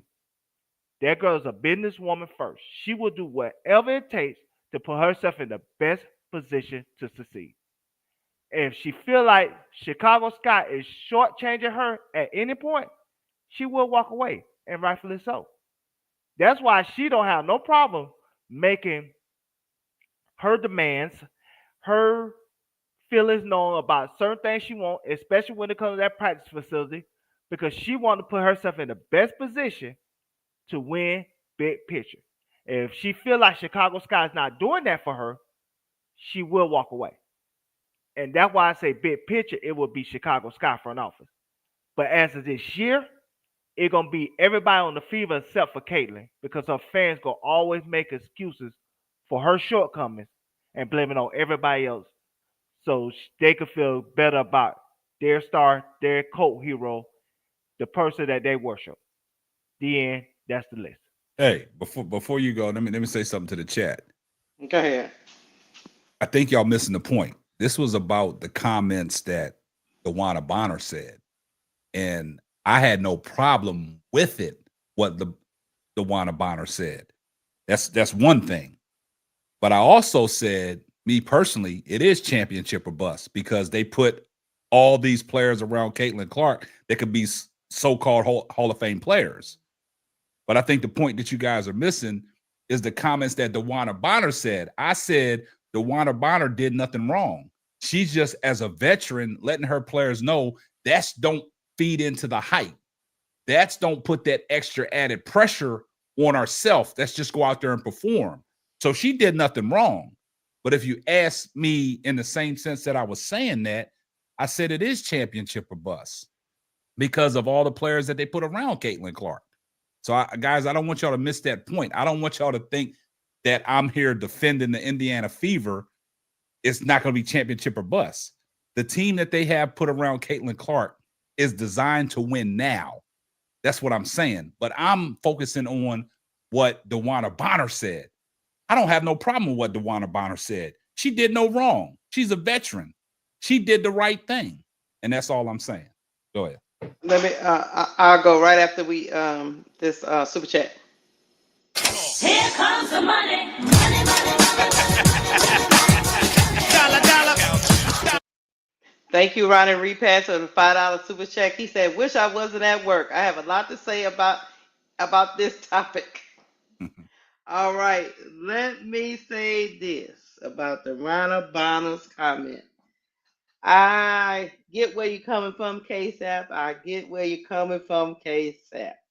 However, DeWanna Bonner was trying to be, like you said, she was trying to be a veteran in the locker room and try to tamper down the expectations. But DeWanna, ain't nobody going for that mess. You should have embraced the pressure. You went there with your girl Stephanie White. You got Stephanie White over there. You went over there with Stephanie White. You are all-star. Natasha Howard an all-star. Kaylin an all-star. AB one and Kelsey Mitchell. 5 people that are all-stars. You built it. You signed with this team to win now, and I thought it was disingenuous that she's out here trying to not embrace what she signed up for. I get the whole veteran thing, but let's keep it a buck, DeWanna. If y'all don't win next season, you are probably not staying, and some of the other people are not staying. So just embrace it. Stop that backtracking and backpedaling because nobody believe you. Because everybody knows it's championship bust. Matter of fact, you got ESPN and the whole hype train and talking about championship or bust and MVP for Caitlin Clark. Number 4 on player rankings. Number 4 players on player rankings. They own a team with Hall of Famers. DeWanna, you're gonna be a Hall of Famer. So nobody want to hear all that mouse in the house stuff about you trying to tamper down expectations and you just a humble servant, humble basketball player. And you just out here, let's see how the team gonna be. Man, DeWanna Bonner did nothing wrong, man. We trying to build DeWanna Bonner, you what, 37? 30, man, she did nothing wrong, man. You ain't trying to build nothing, DeWanna Bonner. You trying to win now. She did nothing wrong, man. That's my take. I know. Hey, that's a great take. But I'ma stand firm. DeWanna Bonner did nothing wrong. But I don't want y'all to miss what I did say. It is championship or bust for Indiana Fever. It's the expectations. It's like Keisha said, the media train, the rankings. You know what I'm saying? She trying to get some sympathy from you in case they fall short. It's not no sympathy. I just firm believe she did nothing wrong, man. She said nothing wrong, man. Mm-hmm. You know, in a situation like that, when we talk about a veteran presence in the locker room, man, it's almost like, you know, child care. You know, you got the people that's taking care of the children, right? And I think in this instance, like you said, DeWanna Bonner, I don't know how old she is, but she was the mother figure, just like Dejanay Carrington said about her in the LT, how they was the mother figures of the team, right? I just think her motherly aspects, 30. I think her motherly aspects kicked into all these little children and said, look, hey, don't put the extra added pressure on yourself. I got this. That's all I'm saying. She did nothing wrong. She being disingenuous. Stop. She lying to the children at the daycare. Telling them they don't have to believe her. She lied to the children at the daycare talking about it's gonna be all right if y'all lose. No, thank you, Ronnie. Ronnie, go ahead, hit that super chat, Ronnie. Get that, Ronnie. Here comes the money. That's all she's trying to do, Ronnie. She's trying to stop the train wreck. Because we already know it is when we talked about this of all the players that Indiana picked up during the offseason, we talked about this on the previous show. They are built to win a championship right now. And if they don't win a championship, it goes to what Duvall said. Everybody's going to get blamed besides Caitlin Clark. And that's what it boils down to. Because she's the young star. They're not going to blame her. They're not going to blame Caitlin Clark. Guys, they're not going to blame Caitlin Clark in her second year. They're going to blame all them veterans. All the veterans that came in, that are around. And just like Duvall said, all of them the main difference is they all on 1-year contracts playing for the new CBA. So, like I said, I have no problem with what DeWanna Bonner said. I'm going to stand firm on that. And y'all not going to put me in the bag. Hold on, I'm about to put you in one. Nah, you ain't going to put me in the bag. I can't get in the bag, man. I'm look, I'm going to try to put you in one. Let me tell you what she trying. She trying to take, DeWanna Bonner trying to take that pressure off of her. Because she got the pressure to perform around Caitlin Clark. Caitlin cool. She can play free. She a second-year player. What does DeWanna Bonner got to prove? That she can help this young lady. No, hold on. What? Hey, is DeWanna Bonner a champion? Yes. Okay, so what she got to prove? What I'm saying is, Casey, so ain't no bags over here.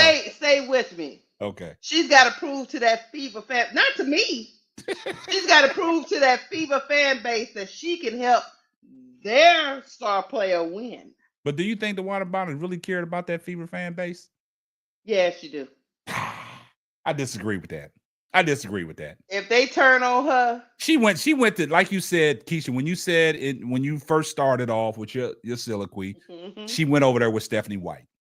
That's the reason why she went there. It's Stephanie White. If Stephanie White does not become the head coach at Indiana Fever, DeWanna Bonner don't go there. And you know that for a fact. So let me ask you this. If they do fall short, get swept in the first round, what you think they're going to say about Stephanie White, DeWanna Bonner? And they ain't going to say nothing about DeWanna. It can't be just DeWanna Bonner. They're going to come out and say DeWanna Bonner. Who you think they're going to blame it on then, K-Sap? They're not just going to blame it on DeWanna Bonner. They're going to blame it on that whole nucleus that came over there that surrounded Caitlin Clark. They're not going to blame, like Duvall said, they're not going to blame Caitlin Clark. They're going to blame everybody else. They're going to start giving stuff to Aliyah Boston. They're going to start giving stuff to Chelsea Mitchell. They're going to start getting them all. And then the report's going to come out about the ESPN ranking where they had Aliyah Boston ranked so high. I told y'all Aliyah Boston wasn't Aliyah Boston. You know what I'm saying? They put Kelsey Mitchell up there so high. They're going to say, well, I told you Kelsey Mitchell ain't no good without Caitlin Clark. This is going to be the narratives, right? So I don't think what DeWanna Bonner said was nothing wrong with what she said. You know what I'm saying? She's a champion. She has nothing to prove. Nothing wrong with what she said, but she's lying to the young people. Nah, she's lying to the public. It's championship or bust. Hey, she's like Ronnie Repass said, and we agree with it. She's trying to stop the train wreck. Because, like I said, but she on the train. But listen, what we said last year, Indiana Fever and Caitlin Clark can't always be the talk of WNBA. You know what I'm saying? So they putting all these expectations on, Indiana. They putting Caitlin Clark in the top 3. They putting her in the MVP race and stuff like that. I don't think DeWanna Bonner want to hear this shit. I don't think she wants to hear it. So she's trying to let people know. She's trying to stop the train wreck. That's all I'm saying. I don't think y'all get it. She came to the wrong team, and I think she should embrace it. But go ahead. Clark ain't getting all. See, King of Kings of Lords. Caitlin Clark is not getting what is Caitlin Clark gonna get the blame for, y'all? What? That's what I'm trying to figure out, King of Kings. What is she getting the blame? Y'all not getting it. It's not by her being her second year. It's not by her being a young player. They blame Angel Reese now, and she in her second year. It's not about none of that. Caitlin Clark is the LeBron James of WNBA. LeBron James in his 22nd year, he clearly wasn't playing defense in the playoffs. He clearly was part of the reason why they lost. Who did they blame? Austin Reeves. They did. And they blame Luka for not being in shape. But Luka just took a team down worse than what he just had with the Lakers to the finals last year. They blamed them not having a big man. They even blamed the coach. Caitlin fans are loyal fans. They already got in their mind what they think of Caitlin as a player. They think of her as the GOAT. In their mind. A lot of these Caitlin Clark channels already say they think she's the greatest player of all time. They already think that. So if she come up short, it's not her fault. It could be her second year, her 5th year, her 8th year, her 10th year. They're not going to blame her. What did I just say, Duvall? I said they're not going to blame her. They're going to blame everything I want to make it clear. It's not because she's a young player. I'm just saying because they already have a narrative in their mind who they think Caitlin Clark is. Yeah, if she come up short, even she have a 1 for 21 game like Sabrina Ionescu did, they still will blame somebody else instead of her. I don't care what point in her career she is. Her fans are just loyal like that. They have a delusion about themselves when it comes to Caitlin Clark that There's nothing that we can say that's going to change it. They just feel the way they feel about their young woman. God bless them. I agree with that. I said that, Duvall. They're not I going to agree. blame Caitlin Clark. They're going to blame everybody outside of Caitlin Clark. But the sole blame is not going to be DeWanna Bonner for what DeWanna Bonner said. It's going to be the people that I name: Aliyah Boston, Everybody. Cunningham, Chelsea Gray. Chelsea Mitchell. They're going to blame all them pieces. And this is the reason why I disagree with you, K-Sap. DeWanna Bonner better tell them young ladies around Caitlin Clark the truth. Is championship a bust, or y'all getting blamed? That's why I said, man, look, DeWanna Bonner has nothing to prove, man. She Mhm. came over there to support her girl Stephanie White. That's what it's about. Just to add some veteran leadership to that team, because she knows what the hell went on in Indiana last year. She saw all the writings on the wall. She saw everything. She saw all the bullet board material about Caitlin Clark. It's never Caitlin Clark's fault. She know what she signed up for. And K-Sap, she also know that she a 1 year rental. So if it that's don't what I work said. out, she out. Yeah, she so out. that's why as a leader, she has a due diligence to tell them other cheering. She 37. She the mama, right? Yeah, she need to chilling. tell them- She ain't got she nothing need to prove. tell them children the truth, and she did Nah. not. I don't. No, we got time. We I don't got to see get nothing on wrong the with what she floor said, man. and work stuff out. Hey, DeWanna Bonner. that's how you stop a train wreck. Go ahead and get the running repasses super chat, man. Go ahead and get this super chat. Hit it. Here comes the money. Money,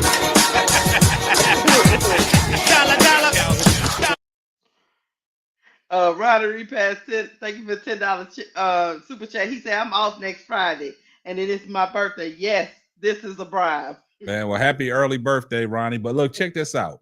I agree with everybody in the chat, man. I agree myself that it's championship or bust. But the thing that I'm standing on, DeWanna Bonner did nothing wrong. That's all I'm saying. She did nothing wrong. I'm just saying. You giving up pass? I got. Yeah, I'm not. I ain't giving her a pass, Keith. I just said she ain't did nothing wrong, man. Giving the Slim Reaper a pass. Nah, she ain't did nothing wrong, man. She ain't got nothing to prove, man. She know what all comes with and what she signed up for, like you said. Do she? Yeah, she know what she signed up for, man. She know how the We fan gonna find base out. she know how the fan base can be toxic. They gonna turn on her. She might start getting booing. They might start booing her every time she touched the ball. You know what I'm saying? So she was in the interview talking about, I've never been welcomed like this before by the Indiana Fever fans. Hey, even when I'm in Kroger, people come up to me. I've never experienced anything like this before in my career. And I'm just sitting there looking at DeWanna Bonner. I don't want to hear that foolishness, DeWanna Bonner. It is championship or bust. You better get them troops ready, because guess what? I agree with you. It ain't gonna matter to DeWanna Bonner, but them people that up under her that don't have a resume she has, they are about to be thrown off a cliff. Oh yeah, I agree with FIFA that. fans. And what I just say before you started that, I said, man, she might start getting booed every time she touched the basketball. That's all I'm saying. But I still say that she said nothing wrong. I know that she's gonna get a lot of the backlash because of her comments. You know what I'm saying? Because then they look at it at the end of the season and they didn't make the championship. They're gonna go back on what DeWanna Bonner said.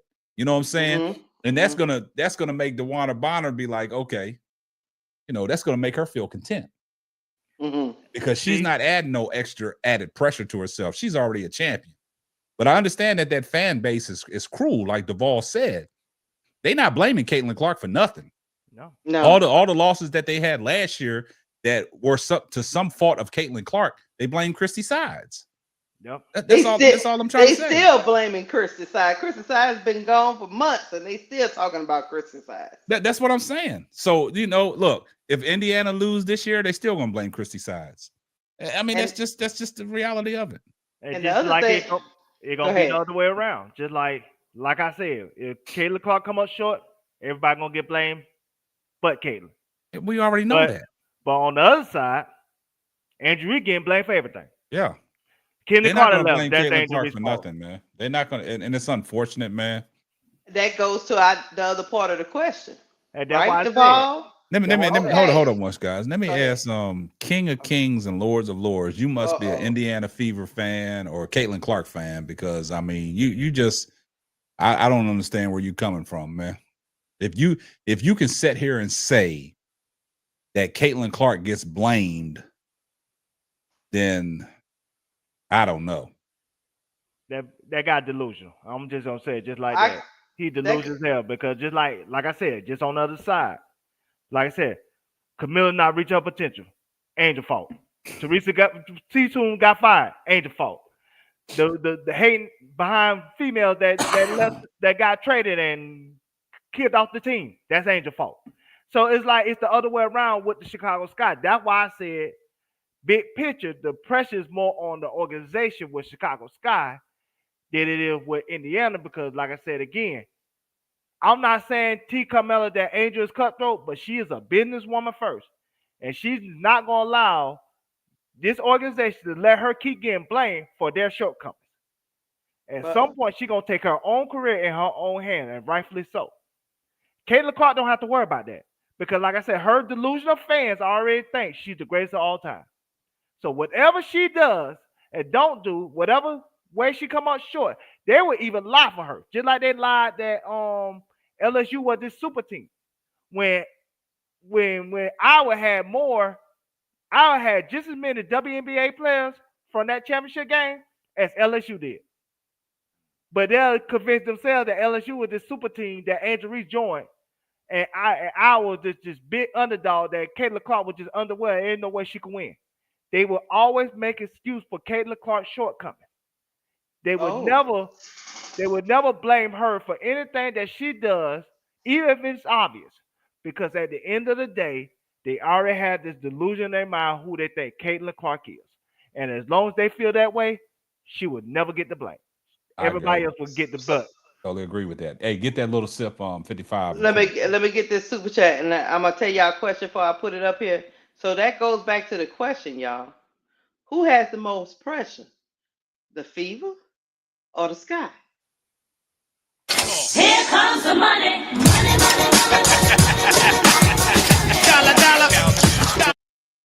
Lil Sip 55, thank you for the $5 super chat. He said CC fans were mad for Natasha saying she wants to win MVP this season. They were mad. You know why I say that? Because, hey, so what you just articulated, Duvall, if the Sky go 0-5 to the Fever,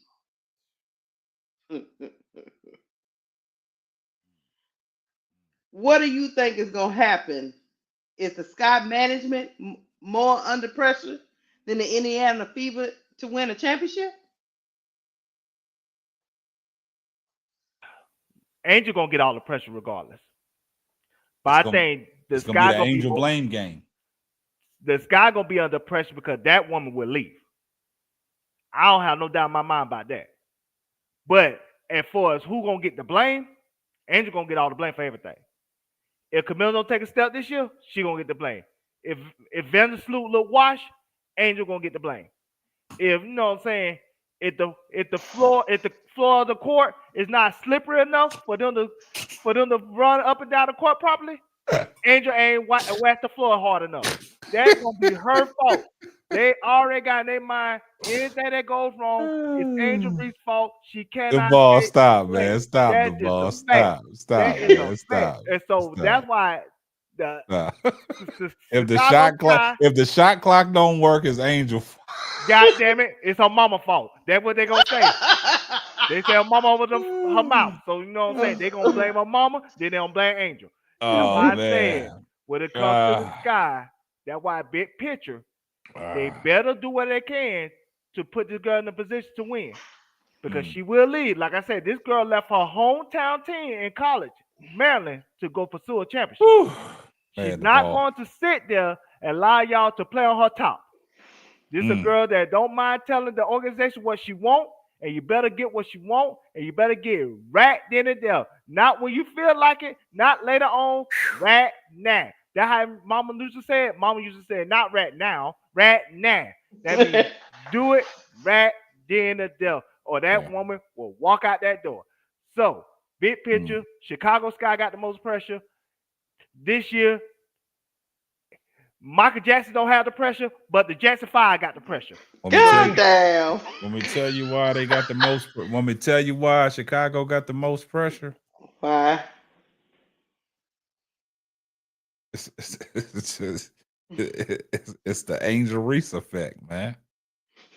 It's all about Angel Reese, man. To everything that Duvall just said, that's why they got the most pressure, man. Mm-hmm. That's why they got the most pressure. Because really, if you think about it, if Indiana Fever comes up short, ain't nobody gonna worry about it. They ain't gonna worry about it. That's why I posed the question. It's not even gonna. It's gonna be an afterthought, man. They're gonna say, "Oh, she was only in her second year." It's gonna be an afterthought, man. They're not gonna make a big deal about it, man. It's just Keisha. It is what it is. They're not gonna make a big deal about it.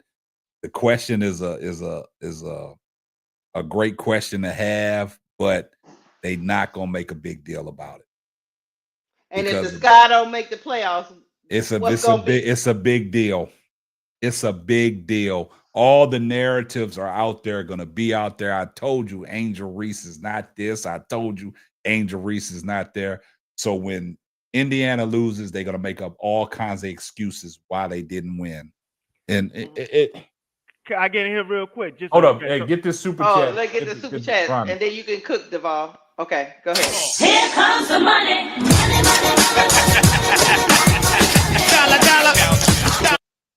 Thank you, Ronnie Repass, for the $2 super chat. He said, but Duvall, you said she was management. You goddamn right, and I ain't motherfucking stutter. She is manager. Who we kidding here? She the one make the decision for what's going on in the franchise. If we gonna lie here today and act like that's not the case, how much proof I got to show y'all? But what Ronnie is saying, then why would she leave if she management?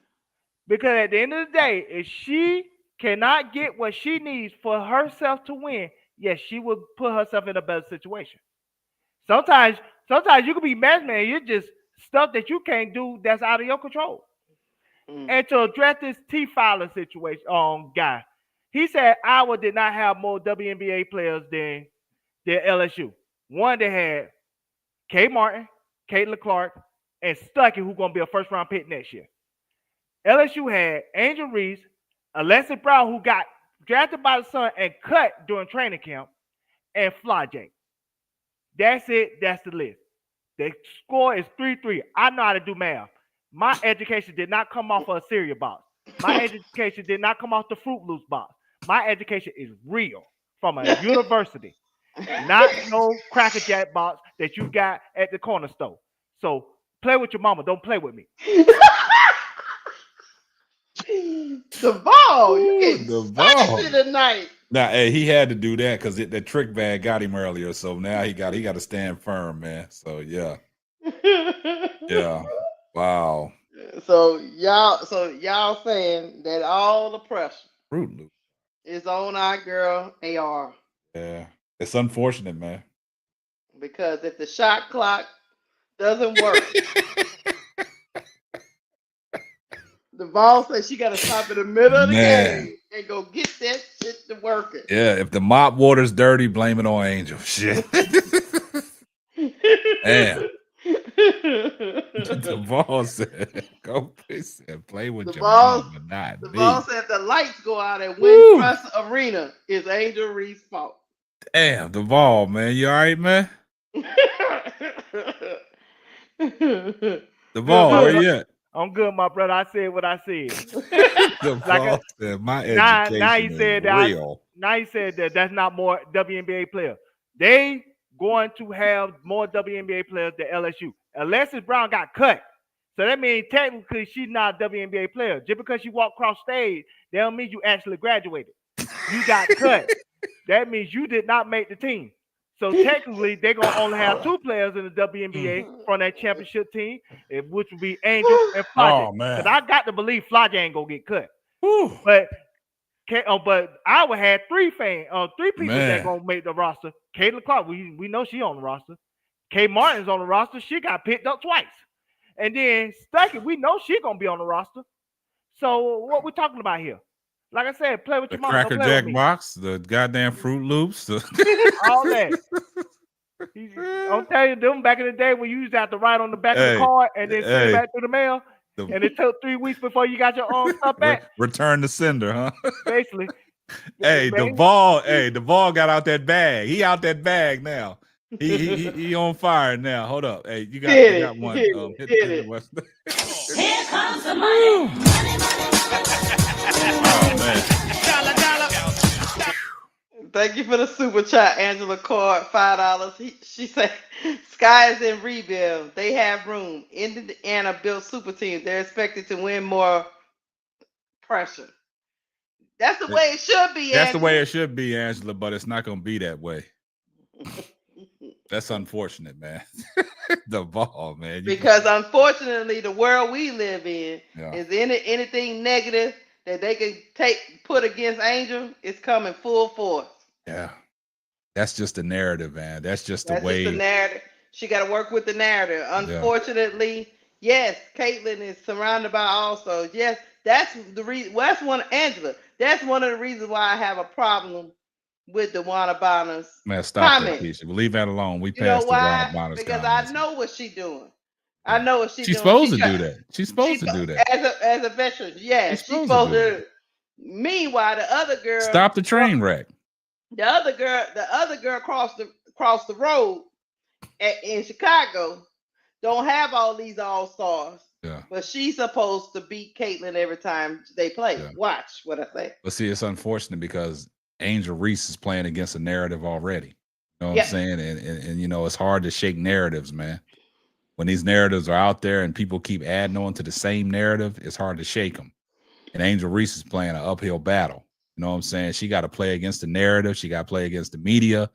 She got to play against the trolls. She got to play against everybody. Yeah. So like you said, Keisha, in the world today that we live in and we look at it from a basketball standpoint, yeah, Indiana should have the more pressure, but it's not that way.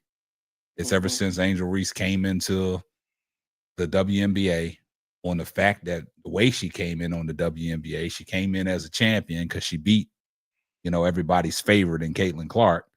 And now you're playing against a narrative. So it's unfortunate, but hey, like Deion Sanders Jr. said, the rejected will be respected. Mm-hmm. It's a great quote. Yeah. Now they're moving the goalposts when it comes to Angel. Now they can't pick on her game at the moment. Now they want to pick on attendance. Yeah. Come on now. That's these narratives, Duvall. We talked about it. Are we kidding? Yeah. Preseason. We picking on preseason tickets. Look, Duvall, I ain't never talked about no attendance to no preseason game. This is the first time I've ever heard anybody talk about that shit. Yeah, they want to point it out. They want to make videos, thumbnails, highlighting the empty. Man, this is crazy, man. That's diabolical, man. Pre-freaking season. That's diabolical, man. The Dallas Cowboys is the #1 team in sports. And I went to a preseason game in Dallas and nobody wasn't there. I know. Sometimes they be giving away them tickets. Hey, they said, let's see if the Pope can do something, man. You know, the Pope, you know, he's from Chicago. The new Pope from Chicago. You know what I'm saying? Let's see if he's a Cub fan. He didn't come out and say he was a Chicago Sky fan. Let's see how that works out. But it's, oh my goodness, walk it like I talk it. The channel is a bit biased. Why don't you allow others' opinions to be expressed? What opinion you want to be? I'm kind of lost on that. Walking like I talk it. I'm trying to figure out what you're trying to say. The part I don't understand is I disagree with KSAP. I disagree with Duval and this whole thing we've been going on. So what you talking about? Walking like a talking? Yeah, I don't never agree with Keisha. So what are y'all talking about? What are y'all talking about? See, that's the comments that I just don't understand. What are y'all talking about?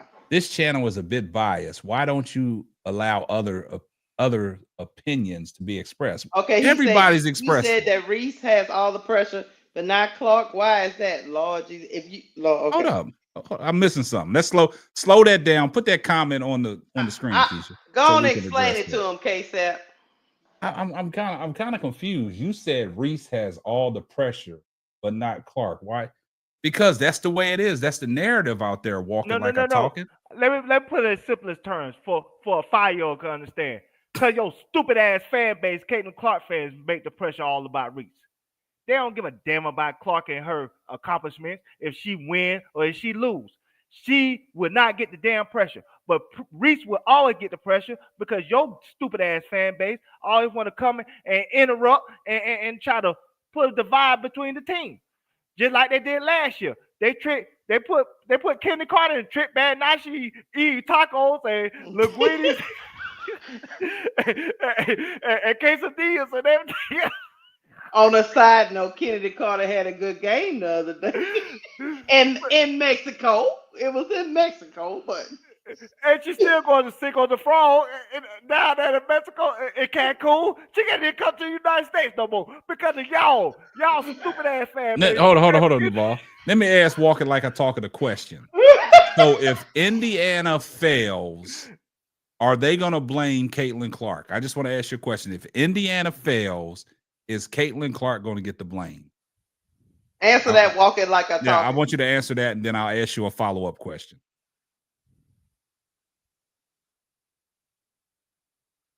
See, this is the stuff that I'm talking about. Look, see. Now we got crickets. Caitlin Clark has a team full of all-stars. See, Keisha, that's what I'm talking about. We got crickets now. If they don't win next year, Walking Like a Talking, you going to blame Clark? He said if Indiana fails, Clark will get blamed and other people as well. Did Clark get blamed for anything last year? How about this, Walking Like a Talking? We're going to clip this.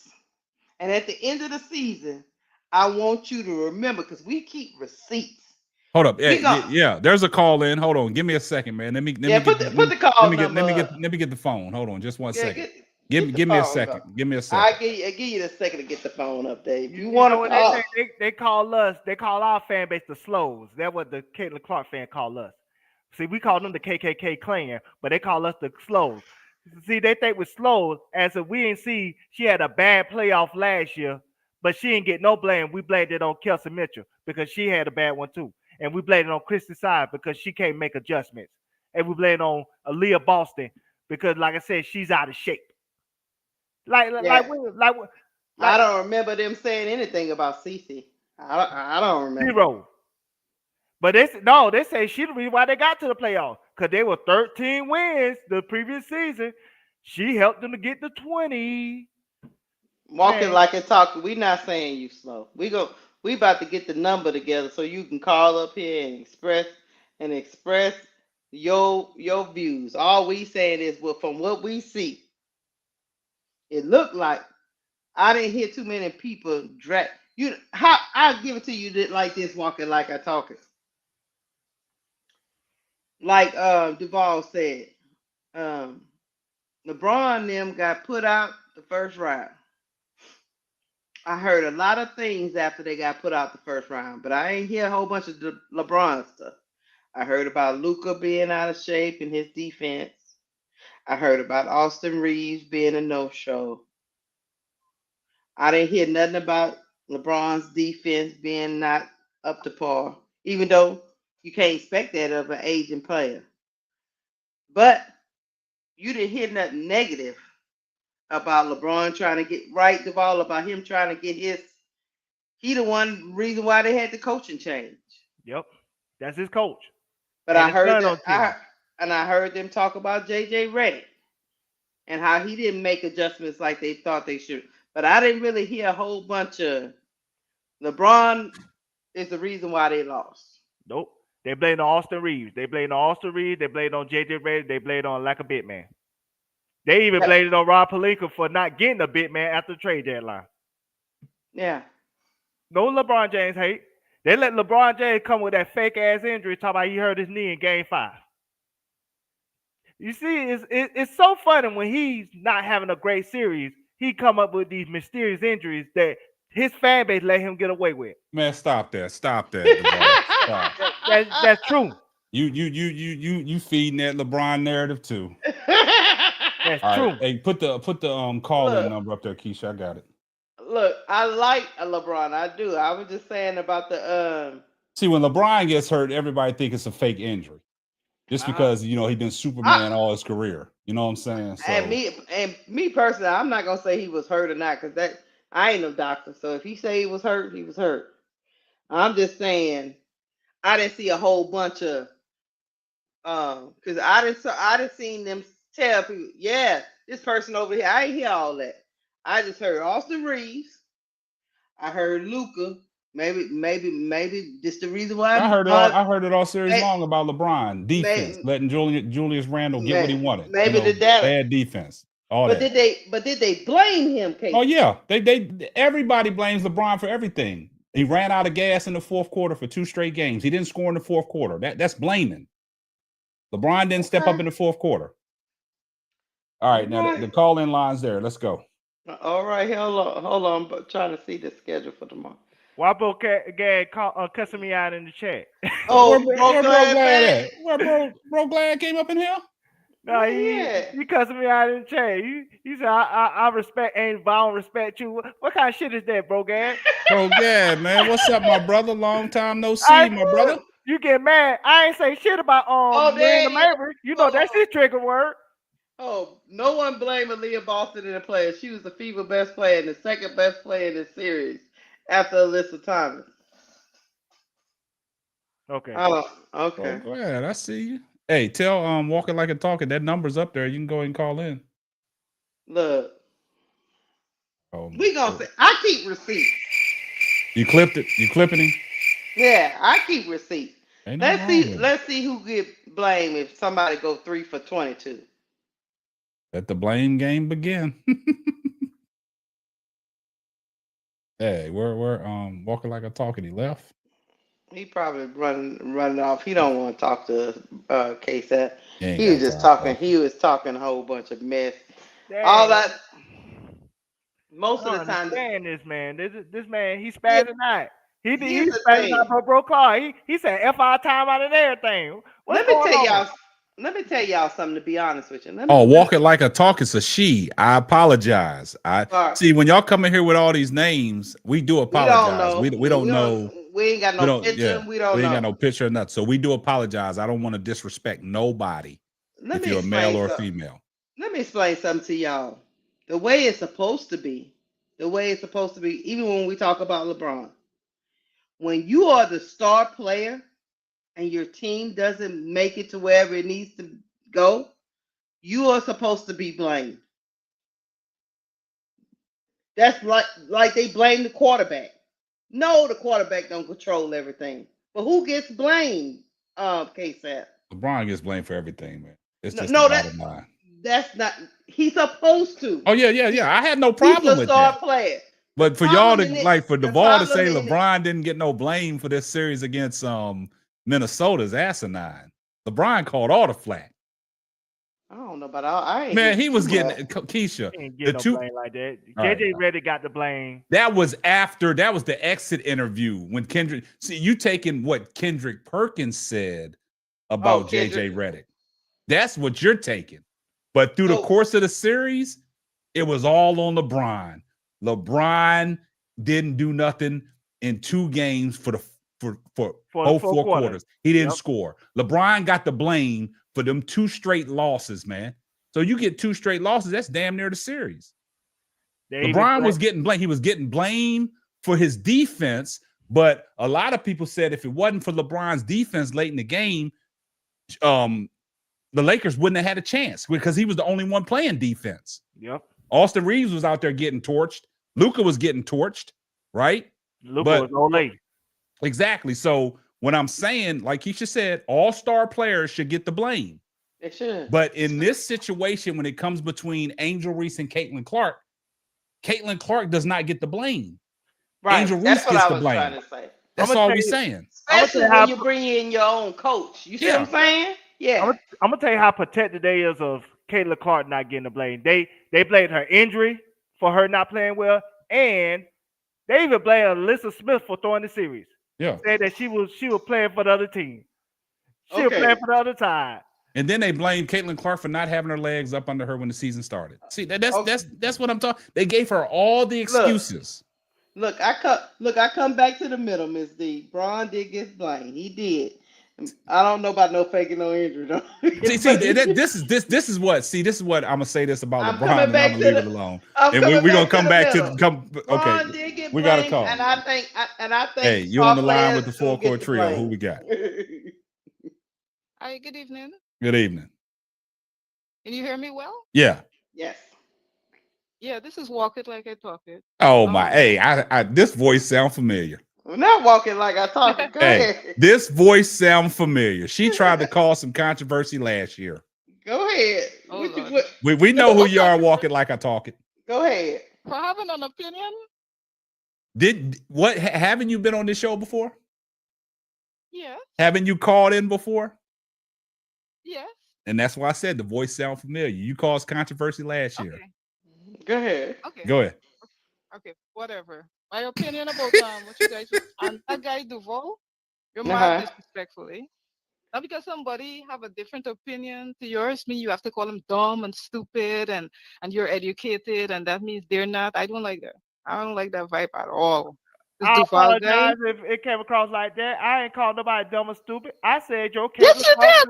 You sure did. Caitlin Clark fans called us the slows. That's what they call us. They call us, Angel Reese fans, the slows. That's what they call us. You blame your Caitlin Clark fan. Don't blame me. Blame the Lord. Because they... oh, sorry. No, I'm saying your Caitlin Clark fan called us Angel Reese fans the slows. That's not me calling y'all slow. That's not me calling them slow. Who is it there? Who is it there? If they say, okay, all black people are stupid, are you going to just say, okay, you're going to fit yourself in that all black people are stupid box? You're like, I'm black. How do we get black people? Let her finish her take. Go ahead and finish your take, Walking Like I Talk. Hold on before she finish. Hold on before I finish. Before she finished. Why does everybody believe Angel Reese only got black fans? Why did you bring up race? Walking Like I Talking? No, because when I just went to an Angel Reese game and it was more white people than blacks. That's not what I meant. He said, Mr. Duval, he said that all Clayton Clark fans are dumb and they're slow. So I'm saying, if somebody said that all black people are this or all black people are that, can you put everybody in one box and say that this is the group? Some Caitlin Clark fans probably annoying, probably racist, probably this, but not everybody. I'm sure not. Okay. I'm black. Okay, I understand. So let's get to your point. Let's get to your point about you said opinions. Yeah, the point you guys are saying that Angel Reese, she's gonna get all the blame. They're gonna blame her for. They're gonna blame Clark. She's definitely gonna get. So you guys, 1 second, please. You guys said that she's a loser. She's always been a loser. You guys say that on the panel all the time. She's a loser. When did we say that tonight though? See, you're living in the past. No, not necessarily. That's stick. But you always call her. She has a lot of pressure. She has to win. Okay, I think she has to win. That's what you think. That's you thinking this way. But the question was, she don't get the blame. Every time they lost last year, and it could have been some reasons that they lost because of Caitlin Clark, but she never got the blame. Everything was blamed on Christy's sides. When she had turnovers, I was like, oh, what is she doing? Like, that's you. That's you coming from what you're seeing and what everybody else is seeing. But just because she had them turnovers, she still didn't get the blame. That's all we're saying. We understand what you're saying. She doesn't. I don't know where you're getting the information from, though. It's right in front of you. I don't. You go scour the internet. Have you heard one negative thing about Caitlin Clark and her losing in the first round and getting swept? Have you heard one negative thing about her as a player? Where did you hear it from? Walking Like I Talk It. Okay, okay. Now see, if don't use the word if. Oh no, I asked you a direct question. She is a franchise player. Angel Reese is a franchise player. LeBron, although he's 40, he's a franchise player. Kobe, all these people, when you lose, everybody looks at who goes first, the coach and then the main player. They're gonna blame Clark. They never blame you guys- Clark. You keep on saying that's how it should go, but she never got the They blame. didn't blame her last year because she was a rookie. See, there you go. See, you moved the But they goalpost. blamed Angel Reese. But they and she was a blamed Angel rookie. Reese. for everything. They blamed Angel Reese for everything that Chicago Sky went through. Teresa Weatherspoon got fired. Angel Reese was to blame. No, No, they didn't blame Kennedy Carter. Maria Mary leaving the team. They That was blamed Angel Reese. You just said it, walking like I'm talking. They didn't blame Caitlin Clark because she was a rookie. That's moving the goalposts. Angel was a rookie too, but she got blamed for everything. And what I'm trying to say is everything that the Indiana Fever went through, they started out, they made an excuse for Caitlin Clark every time they lost. Okay, her legs wasn't under her. That's why they had the tumultuous start at the beginning of the season. She didn't have her legs. After she came back from the All-Star break and Olympic break, she started getting it going. And they came out guns a-blazing. And everybody said, oh, yeah, they only doing this because of Caitlin Clark. But when they lost, they didn't blame Caitlin Clark. There were some games that Caitlin Clark did not show up in the fourth quarter. She was like Gizmo. Lights came on, the lights was too bright. She ran and hid.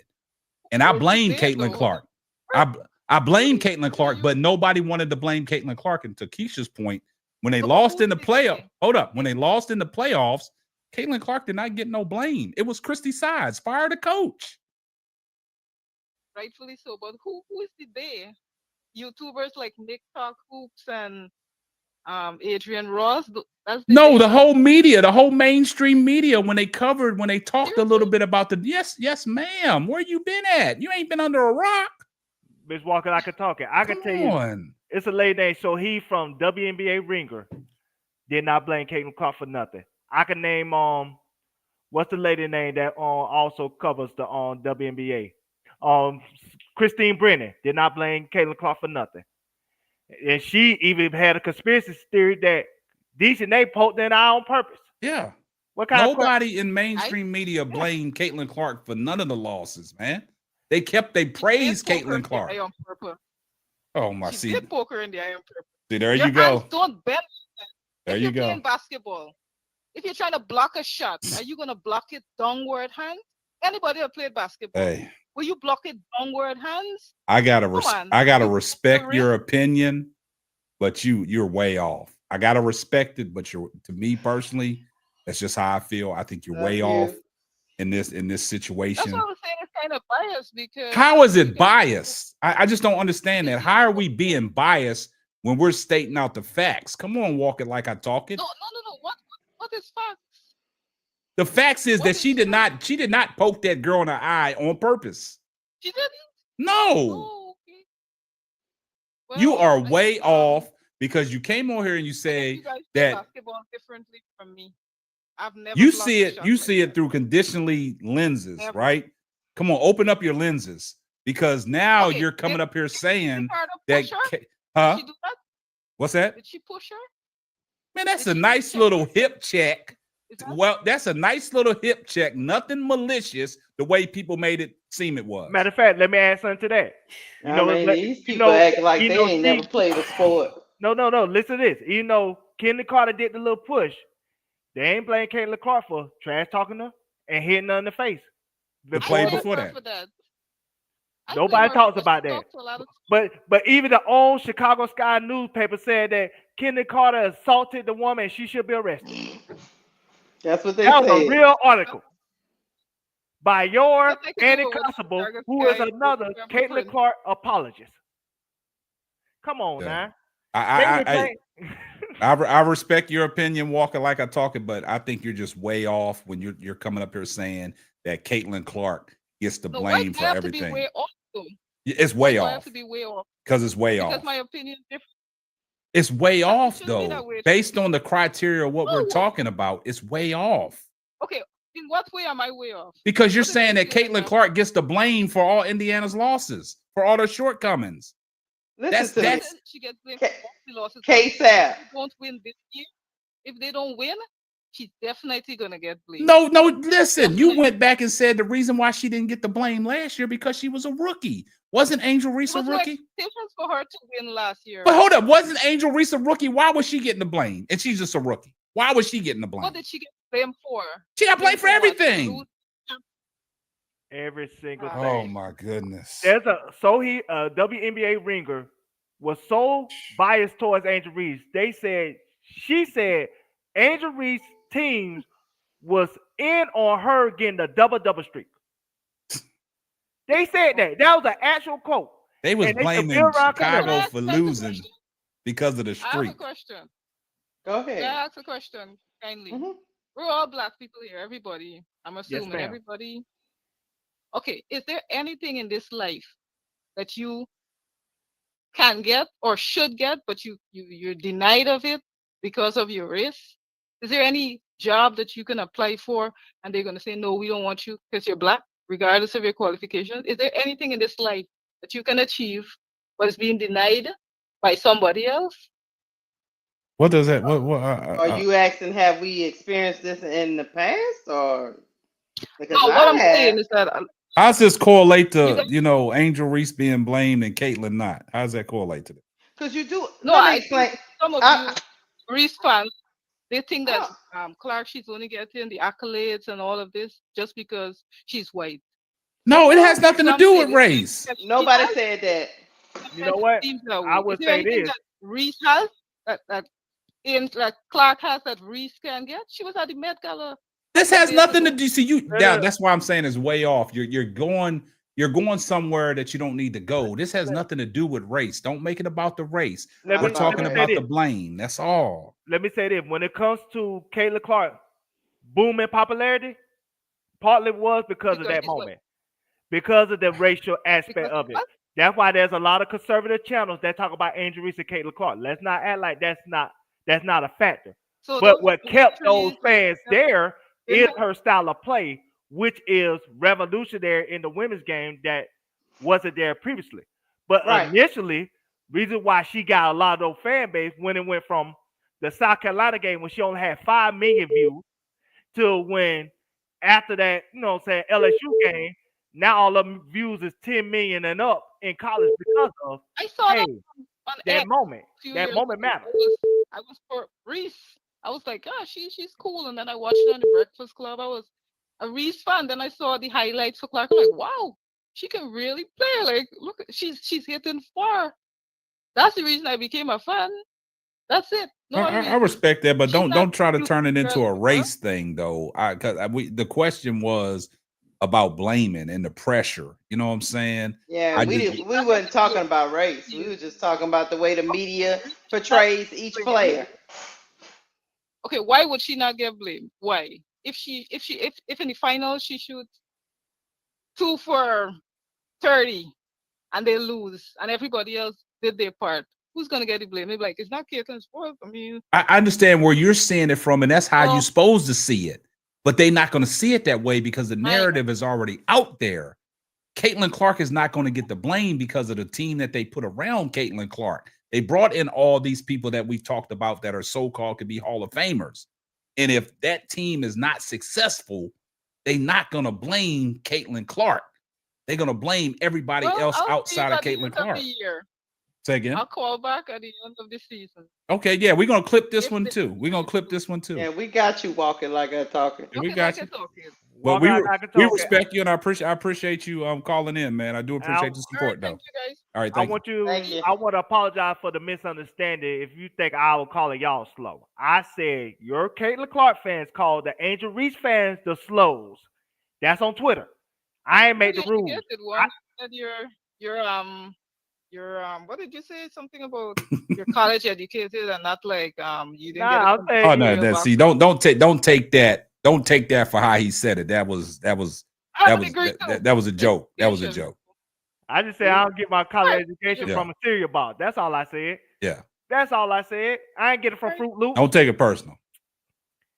All right. But I'm still here. I still Okay. listen to your show. I still like Yeah, I know. That's why I said, man, you sound familiar. I said she's been on the show before. The voice, I called on to the I'm voice. always here. Yeah, I know you are, and I respect it. I respect I respect the support that you have for us, man. I really do.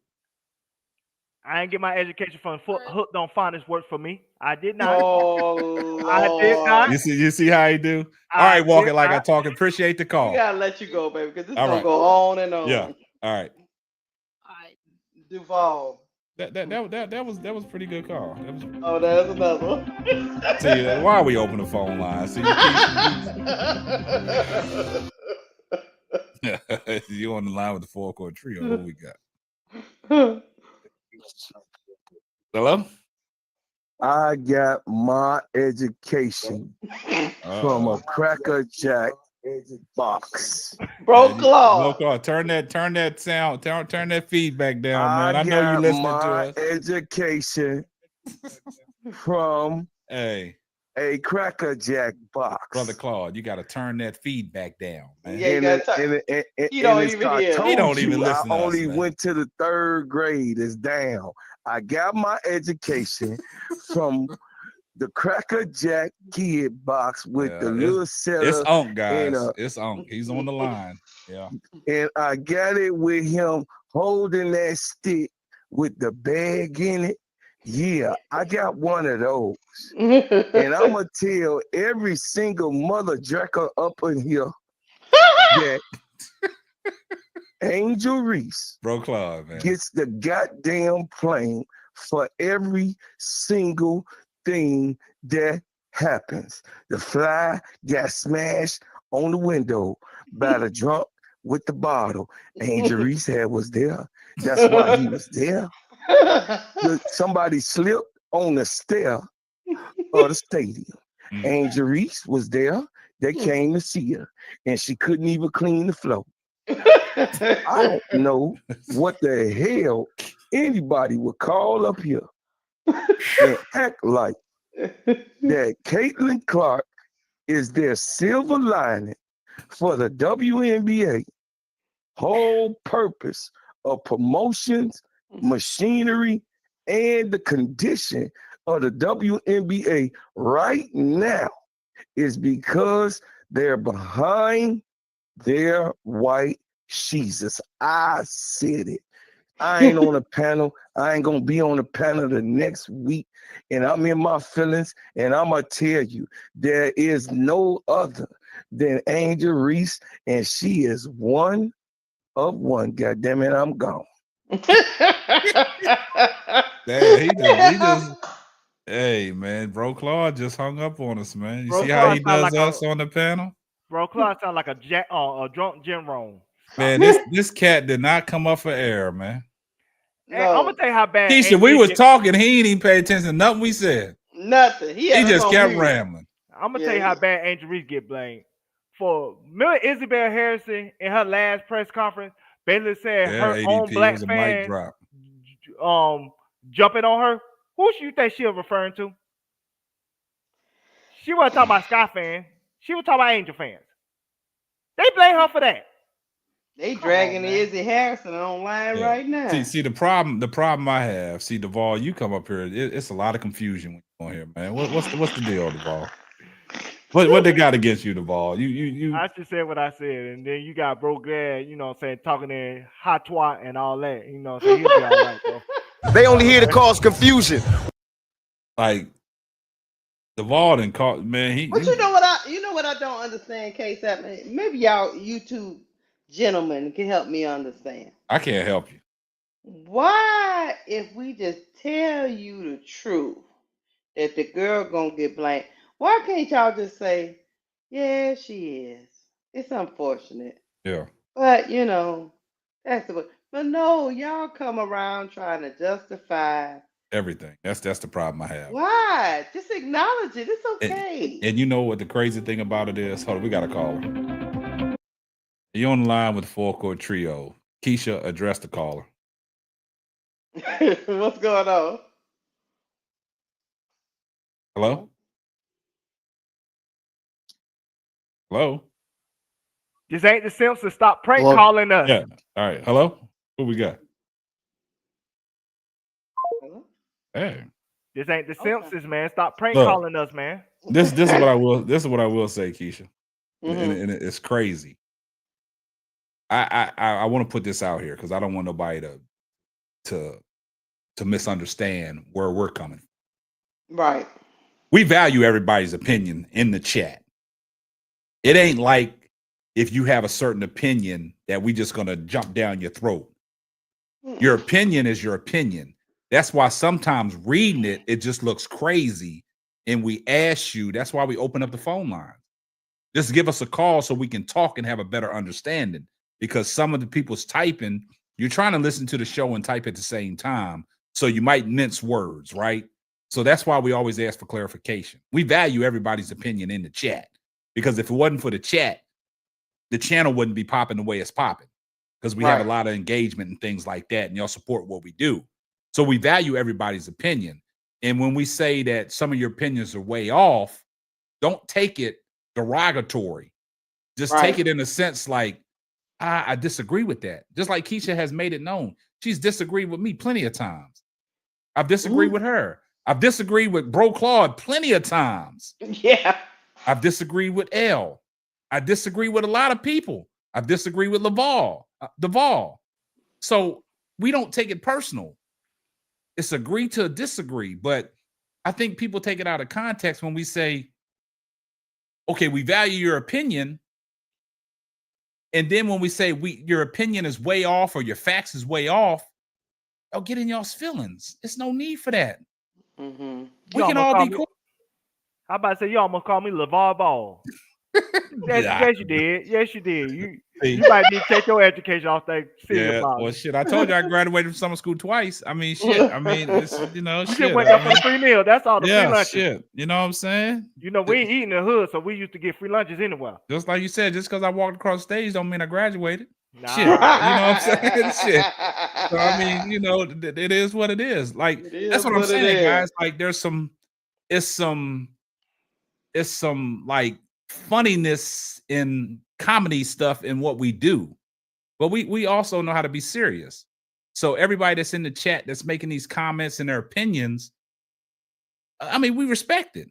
But sometimes when we open up a phone line, we just want to hear a different aspect on to clarification on what do you mean. That's why I was asking Walk It Like a Talk It to call up. And Walk It Like a Talk It, I do apologize for, you know, addressing you as a male and you're a female. And when you came up on the panel, the voice sound familiar. Okay, I've talked to this person before, so we apologize on that. But your opinion is your opinion. That's how you feel. But, you know, it's like when we say things, sometimes you just got to respect what we say. You might not agree with it, but hey, it is what it is. But I respect everybody's opinion. But sometimes your opinions are not facts. Sometimes facts can be opinions. But I will say this about this panel. If you come up here and you start off your soliloquy, Keisha, you've been hanging around Stephen A. too long. With a narrative that you heard online being pushed, you messed up. Yeah. When you start off going, you know, it's just, you're talking about all the black people.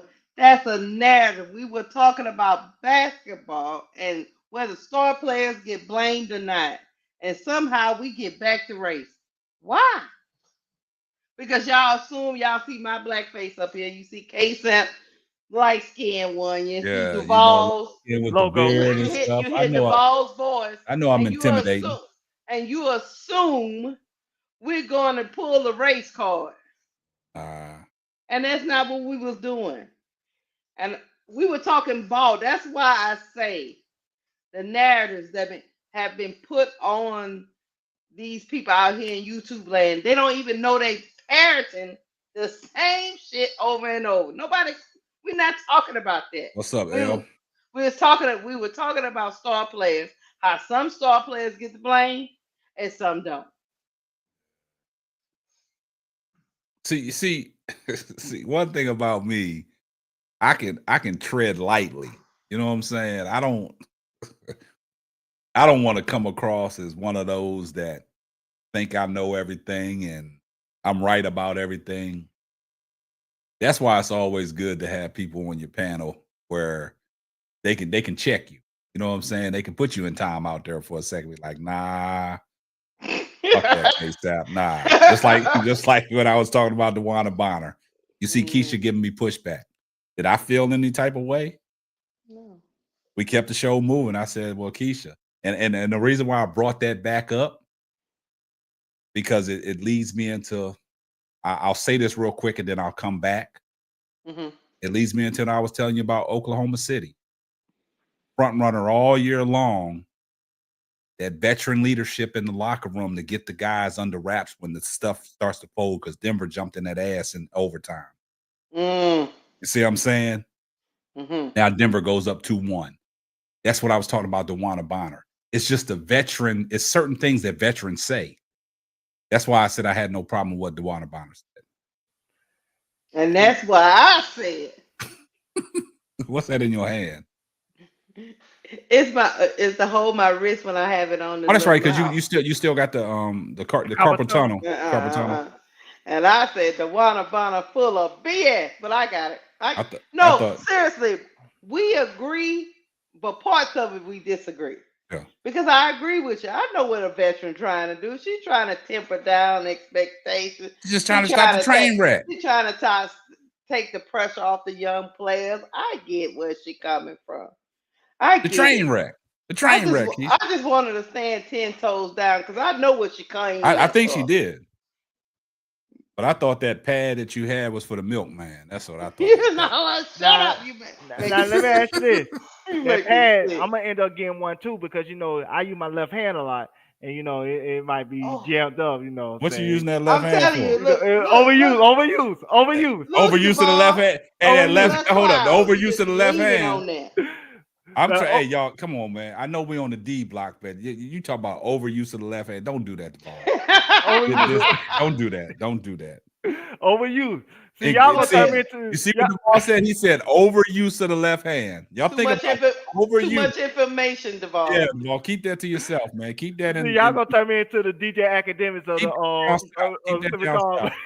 Keep that down south. And with you, Keisha, don't think I didn't catch you putting your mic on mute, talking to the milkman off camera. Don't think I didn't catch that. Now, you lucky, bro, Claude. He might call back in, because I think if he was watching, he saw the same thing. You telling lies. The baby came to tell me good night. Nah, because you just got back in town. The milkman's there. Shut up, you make me sick. The milkman got a couple deliveries. Well, at least I ain't like the ball with my left hand hurting. Oh shit, damn. I'm gonna need it. The ball, I see, and you see the left hand. That Johnson left hand hurt now. The ball. Come on, hey. We got to put a poll up, man. We got to get the ball a woman, man. We got to get the ball a woman, man. Hey, the chat, the ball needs a woman. Cause that left hand, hey. Going through hard times. Hey, the ball, hey. For people that don't know, the ball about 6'5", 6'6", y'all. Y'all be surprised what the ball look like. Did I put you out there, Duvall? I ain't put you out there, did I? All I know it's too late now, but hey. Just because I said you 6'5", 6'6", that's putting you out there? Nah, I don't give a damn. It is what it is. They like them tall anyway. You know what I'm saying? I appreciate you. See, you making me like Inspect the Gadget. That's all you're doing. You making me like Inspect the Gadget. Inspect the Gadget was tall too, and then he could stretch this up to like 7 feet. So that's what I'm saying. Imagine a 6'5", 6'6" guy using the left hand. Yeah, see, all I know is I did not come up here for this. No, hey, because you started with your little white milkman pad and shit. I mean, yeah. This is all Devon's fault. Devon, why you let him take you down this road? I asked is, do I need one too one day? You brought, hey, you and Devon, y'all put this together. I didn't know the 4-court trio was on tonight. I didn't know when you was getting back, Keisha. I got back in late last night. I didn't know when you was coming back. So I didn't know how this stuff transpired. Me and Devon, we were talking. Let's fire up. Nah, because all of a sudden, I saw you hit me back, because when I left out, when I told you I was on the plane, I hit y'all when I touched down, and I showed a picture of me on the runway. I was like, and then when I got back, I didn't hear nothing from nobody last night. I didn't hear nothing from nobody. I'm like, damn. So I know Keisha was still out of town. I saw the message because, Bro Claude had hit me up when I was in the hotel. He told me about the death in his family. Mhm. So then I was like, I didn't hear nothing all day. And then I was doing some stuff. I was going through some paperwork. And then I looked down at my phone and I looked, I said, Keisha, I said, 4-chord trio. And then I missed a text from ADP. I'm like, hold up, man. Today is Friday. I was lagging. You know what I'm saying? The time change, I was lagging. So I was like, shit. And then I was like, Keisha, send me the stuff so I can get it set up, man. So I said, give me about 2 minutes. Let me get upstairs, man, and get on, right? You know what I'm saying? So I was like, then I looked and you sent me another message and you talk about you back in town. I was like, shit, I was discombobulated, man. So shit. Let me But tell I'm you, here now. when work knocked off, I laid down, said I'm gonna take me an hour nap. Shit, I was out. And when I woke up, I said, Duvall. Yeah, and I was asleep. Right, we supposed to go on tonight. And I didn't, and I saw it, and I was like, damn. I was like, shit. But at the time I saw ADP's message, it was at 8:58, and she was like, "Is the 4-chord trio going on tonight?" I was like, damn. And something just caught me. I was like, damn, the night is Friday. So the time just went by so damn quick from Wednesday to Friday because everything was fast paced. But then I was like, damn. And then I was like, damn, Keisha already got the shit set up. That's why I said, send me the stuff, man, so I can get back acclimated. No, Duvall was very patient because I had to hook up my whole thing back again. Now, Duvall got patience. He got patience. I was hearing echoes and all kinds of stuff was Yeah, going Duvall on. got patience, man.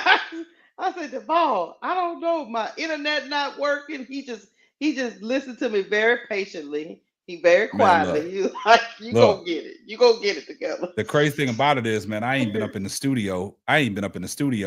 For about a week. And I came up here and I'm like, damn, that's when we get ready to start the show. I'm like, hold up, man. I said, I can't even get shit. I forgot how this shit function. And now shit, I was struggling. Shit. You big time now. You graduated. Nah, man. I mean, I'm sitting here, Duvall, like, sometimes like when you step away for a minute, man, and you be like, did somebody mess with something? Something ain't acting right. You know what I'm saying? Because like when Keisha couldn't hear me at first, man, I was like, man, because I was on my phone, I was like, damn, I had the mic on. Like, what's going on? So I'm like, shit. But I got it all figured out, man. Yeah, she woke me out my sleep and said, ain't nobody answered. Can you come in tonight? I'm like, yes, I come in, boss. we could always count on Duvall, man, because he tried to change the show anyway, so we got to count on him. Yeah, that's what I'm saying. I said, I come in, boss. And then I tried to get a little 45-minute Z's, and she kept texting me every 2 minutes. I'm like, I ain't gonna get no Z's. Nah. Oh, put that comment on Walker Like I Talk It up there. Here we go. She said, at least I have courage and not a coward. Why y'all don't call in? At least I'm not a hypocrite and have an individual opinion. Call me whatever you want. Nah, y'all stay off of her, man. She got the courage to call in, man. Shots fired. Pew, yeah, pew. they firing at you, Walking Like I Talk It. Pew pew pew. Yeah, but you can handle it. You grown, you can handle it. We get shots fired at you. We get shots fired at us all the time. So hey, bro, still cussing me out in Portuguese. I saw Bro Glad post one comment and dipped on us. Where he go? He got tied out a lot because Tula plays. She got my back. She ain't gonna let me get cussed out a lot now. She's swinging that chat for me, but he'll do some cussing. I didn't see all that. He'll cussing like a drunk man on a Friday night. Like he had him one of them OD 40s. That was he'll cussing me out. But she ain't play that. Small liquor bull, huh? Yeah, she ain't play that. I got a question. Have y'all ever seen two players make people have such an emotional response like these two players? Nah, I can't. I mean, it's like some. I've never seen it, but I can't get off into it. They lose reasoning. Sometimes you like, look, are you listening to what I'm saying? Yeah. I'm not being mean to What's her. up, L? And they like, no. You talk about our turnovers. Y'all hate them. Oh. Ronnie Repass, man. I know you want to call in. I know you itching. Because L, you must be out there driving somewhere. Yeah, probably is driving. It's not about basketball with those two players. It's more political than anything. Yeah. It's Republican and Democrat. It's racism versus, liberal and woke and all that stuff. It's a lot of other things that add into just being basketball. That's why they are two superstars like they are, because they represent two different things to two different people and two sets of people. That's just the reality of the situation. So it's just like that's why they always gonna be controversial towards each other. That's why Kathy Engelberg gonna always try to maximize on the ratings, because she knows that it goes beyond basketball when those two plays. Because like I said, conservative channels talk about them too. Yeah. All of, I mean, even like I said, Clay Travis and all of them, like they like Brandon Tatum and people that you don't think would even come across my timeline, but they come across my timeline because they mentioned their Angel Reese, or they mentioned Caitlin Clark, and they sucking the farts out of her, Caitlin Clark. But then Angel Reese, they feel like she the devil herself. So it's just like it is what it is. So it's just like we just gotta deal with it. But you know what's crazy? I will say this. Go back to what the Oh snap! Who called it back? Hey, you on the line with the ball? Who we got? Hey, how you doing, the ball? What's up, brother? What's up? See, this is like a late night show, like Keith Sweat, baby. It's like Keith Sweat, Keith Sweat do the Quiet Storm, and you know what I'm saying. And he got his own late night. He played the R&B hits, including his own. You know what I'm saying. We here, so you know what I'm saying. Talking like you walk it. R&B hits. What you got, caller? Hey, I was calling in. I like y'all. What you got, caller? Hey, you got some You got some feedback. If you're watching the show, you gotta probably have to turn turn it it down. Turn it down so a we little can bit. hear you. Did you? I did. Okay, go ahead. Yes, sir. You know what all started from? When Jill Biden wanted to invite Caitlin Clark and them team, the losing team, to the White House. And then we won. And, that's why I think it all started from. Like, y'all get political too. Yeah. Mm-hmm. Yeah, it started from Dave Portnoy and Keith Overman calling Angel a piece of S. That's when we knew, okay, what time it is. And then we in the Trump era, so you had to add that in the situation. So you're absolutely right, caller. See, that's why I said, do you got any song with question we need to play? Because like I said, this is well, also with Trump, well, we got to know Trump is the scapegoat. So, really, if I could put it, Biden is a Democrat and his wife is too. And, I'm not neither Republican or Democrat. For neither one of them, because neither one of them have done anything for our people, really. I feel like we, it's for us as our people to take care of each other. Like y'all doing, if y'all wouldn't be on the air and we had ESPN and all, the channels that they do, they're controlling narratives and the propaganda. Yeah, gotcha. I feel you on that. And with you all, and other media sites, like it's other guys that y'all got, I can't think of the other guys, a couple of more guys that used to be with you, KSAP. Mm-hmm. They got their own channels, and they be broadcasting the NBA and all that, and they do real well too. And appreciate that. I know Bro Claude ain't with y'all because he's deaf in the family. And like I say, man, if it weren't for you all telling the truth, and the main thing is the truth. Yeah, y'all get the truth out there. And I appreciate that. Hey, caller, it ain't too late. We can play your slow jams tonight. You just tell us what That song you boy- want to play. We can play it now. that is We can play the crazy. slow jams. I got them over here, caller. Just tell me what you want to be played. I am Keith Sweat. We will play the slow jams tonight. You can get some. If you don't get some, it ain't my fault. It's your fault. Now, come on. Now. Let me know what you want to be played. Oh man, y'all crazy. But That man, boy stupid. we appreciate the call, man. Anytime that we on, feel free to call in. All right. And how do I go about sending y'all anything? What I Just I press gotta the in the chat when you get ready to chat. There's a money sign there, and just hit the Mhm. money sign, and it allow you to send a super chat or a super sticker. All right. Also, we take cash apps, we take PayPal, we take food stamps, we take EBT, we take it all. You Hey know, man, this so whatever guy, you need, just appreciate hey, it. the ball crazy, man. I can't Hey, mess around with Devon. K-Sap, you went up. K-Sap, you from Dallas? Nah, I'm originally from Baltimore, Maryland. All right. I mean, the area you live in now. Yeah, Dallas, yeah. Yeah, yeah. Dallas and stuff. Yeah. All right. I'm right Houston area. Oh, okay, great. Oh, okay. I was just down in Houston back in April. Yeah. All right. Yeah, we came and seen Angela Reese granddaughter play ball, and we seen her play against the Dallas team up there. We wanted to see Angela Reese play. They came from Chicago last year, and we seen her play. Okay, great. Man, hey. Like I say, this is gonna be a good season because we're seeing them getting that rest. Seem like them college players transitioning from the March Madness and going into the W. It's kind of hard for them. Remember, you say Caitlin got her legs under after All-Star break. Yeah. Yeah. Yeah, it's kind of hard. Just like with Paige and all of the ones that's coming in, Mm-hmm.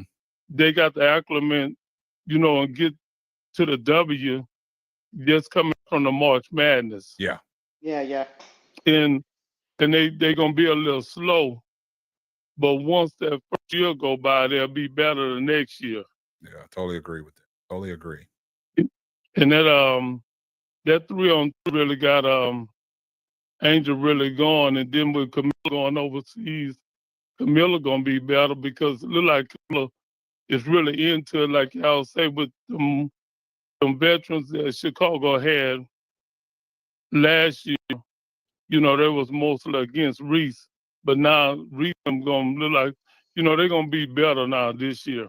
Mm-hmm. Yeah, totally agree, man. Hey, we always appreciate calls like this, man. Appreciate it. But next time you call in, Duvall got some, things he want to fire up for you, man. He got the songs, man. But we do appreciate the call, man. Always stay in the chat, and we do appreciate you, sir. Thank you. All right, brother. All right, thank you. Y'all be blessed, and all three have a good one. All right, same to you. Okay, Thank you. Later. See, man, calls like that, man. I like calls like that, man. People tell us we're doing a great job, man. Yeah, we got it. Here comes the money.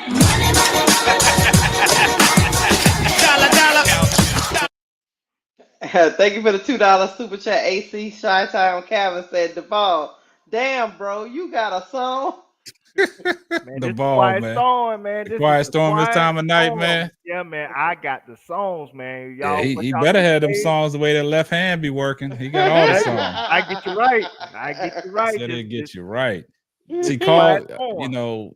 calls like that. I like calls like that, man, where people tell us we doing a great job, and outside of ESPN and all that, these are the shows that they looking at, man, and it's great that when callers come in, they know who they speaking with. You know what I'm saying? They address us by our name. You know what I'm saying? So that's a great thing. That means that they watch the shows. Yeah. So shout out to the last caller. I thought that broke Claude's brother at first. So I wasn't sure. I ain't want to say that. So I just was quiet. You got quiet. Nah, you ain't get quiet. You were talking about the songs you had queued up for. Not the silent storm. The quiet storm, man. I got the songs. I got songs, Keisha. I get you right. Goon the shooter. Goon the shooter be shooting at everybody. No, just random shots. Yeah, random shots. He everybody trashed the Goon, boy. Everybody trashed the Goon, boy. Now they got new names for Duvall. DJ Duvall.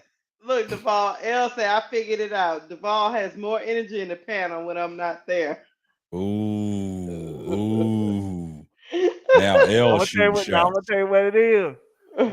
When L them be on the chat, I be respecting L, so I just like I'm gonna come in slowly and then build up.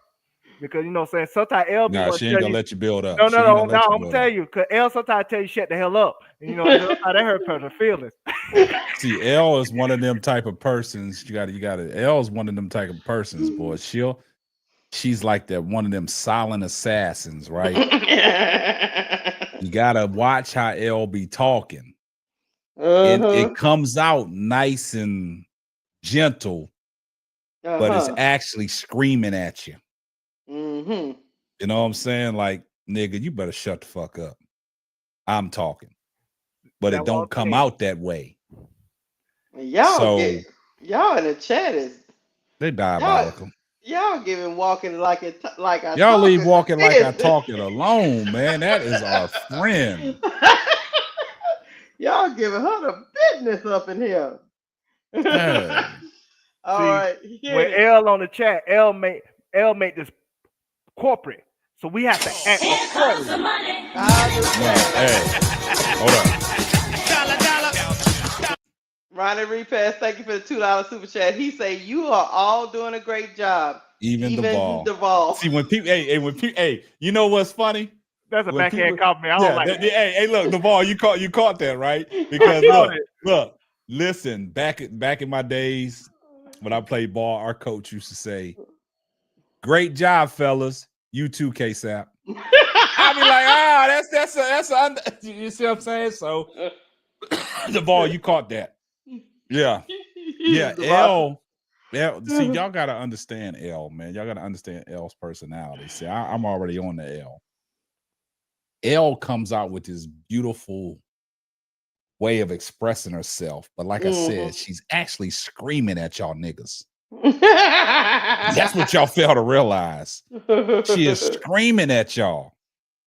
Like I've always been the type of person, like people used to tell me, I had a signature on one of my emails back in the days called Calm Under Fire, because I was always calm under fire. You know what I'm saying? And that's how L's approach is. She's calm under fire, but she's actually screaming at y'all niggas. Think about that. She's actually screaming at y'all. That's the you know truth, what I'm saying? because L be like the neighborhood grandmama, and you know what I'm saying, you have to act right when you're around L. Yeah. She'll whoop you. So you know that's why when L up here, I try to, like, you know, be calm and not be as comedic, because you know what I'm saying, she would cuss you out. She would tell you shut your ass up. Put L's chat on the screen. Put L's chat on the screen. The son, that's that nephew. Tell nephew he know that's how his mom is, man. Like, politely, she is cussing you out politely. Till you know how pull people, out. you know how like go sometimes too far, then she has to tell y'all. Like sometimes, like at work, man. Like when I send emails to upper management, right? I be politely cussing them out, and they don't know. Right. You know what I'm saying? And that's L. If y'all know L, beautiful personality. But she's cussing you out while she's talking to you. And she's making it seem like she's not. But that's the truth of the matter, L. It is what it is. L intimidate people up here. L even told somebody that their mama should have swallowed them. That what she said the other day. That what she said. I ain't said, she said. And so when she said that, I knew I had to shut the hell up, because you know what I'm saying, I ain't trying to get on L bad. She said she should have swallowed a whole. And hold on. I missed that. Yeah, you missed that on Wednesday. L was talking to Missed all somebody that. in the chat. She said your mama should have swallowed you whole. Damn. Yeah, I told y'all. See, I told you what don't come out in the wash will come out in the rinse, boy. L is diabolical, y'all. And she gonna get you. I don't know why they be playing with L, man. I don't know why they be playing with her. Look, the thing about L, she ain't gonna cut you from head to toe. She gonna start at your feet. She gonna cut your feet off first. She gonna cut your feet where you can't walk. And then she gonna come up to the midsection. Then she gonna take the torso. See, you describing L like she diabetes now. God damn, man. No, I'm just look, see, diabetes. I just don't understand, man. Look, I just look this way. I know what I see and I know what I hear, man. Brad say, man, they were talking about people mamas and everything. Yeah, I see the thing about L. See what y'all don't realize. I peeped L when she first came on the scene, man. See, I noticed everything, man. I don't let nothing see y'all. Don't let the grays fool you, right? I see a lot. I hear a lot. And I say to myself, I know how people come across, man. And I had to, because at first I had to sit back and realize where L was coming from. L was coming from a great place, right? But the more and more I got to know L, the more and more we started conversating off scene and through text messages and phone calls. I understood where L was coming from. So I know them tight. I know them tight. L is the type of person that she's been doing this for a long time. She has rewards and achievements to back up everything that she talks about, right? And when Duvall said about the corporate side of it, she's a businesswoman, but she knows how to conduct herself accordingly. But at the same time, she is diabolical in the way she conducts herself, and you won't even know it. That's all I'm saying. Well, she also told Bro Clyde to shut the hell up too. That was I mean, she did that multiple times. So that's why I have to act different when L up here, because cause we have to be corporate. You know what I'm saying? Like when we up here tonight, we gotta act like McDonald's. But when L up here, we gotta act like we at Nah, see, a lot of people. Somebody said L's intimidating. Nah, L's not intimidating. Y'all letting her. Yeah. Y'all letting her. I don't know why intimidate y'all. I don't know why. I don't know why they get intimidated by strong women. Elle probably has one of the sweetest personalities that come across the YouTube when she comes on these panels. You know what I'm saying? But you just got to listen to the way Elle conveys herself and the way that she talks. You just got to pay attention, man. See, y'all don't make Elle out to be this intimidating person, because she's not. You just can't get reckless with your mouth and then with your Twitter fingers. That's all. Yeah, she's soft as cotton. Now you trying to get cussed out. No, I can't. It's not a fact about trying to get cussed out. It's the way I'm saying it, because I see a lot of people in the chat saying L's intimidating. Nah, she's not intimidating. No, L's not. L is soft as cotton, man. You're taking it and looking at it as intimidation. No, she just knows how to conduct herself, because L has unfortunately been in this business longer than what I've been in, what Keisha's been in, what everybody on this panel's been on, right? L's been doing this for a while. She has the accolades to back up everything that she has come across and everything that she said, and she has, validity to what she says. She validates things that she say. Yep. So I don't think that comes across as intimidating. That's just a fact. That's just a fact. If you follow her on any of her social medias, you'll see all the achievements. You'll see all the sit downs that she's had with people in the industry, people in the podcast business, all the award shows and all that. You'll see where I'm coming from. So when you hear somebody like that that's been in the business for a long time and know what it takes to succeed, you don't look at that as intimidation. You can learn from it. Just because the way she talks, don't let her intimidate you. She's soft as cotton.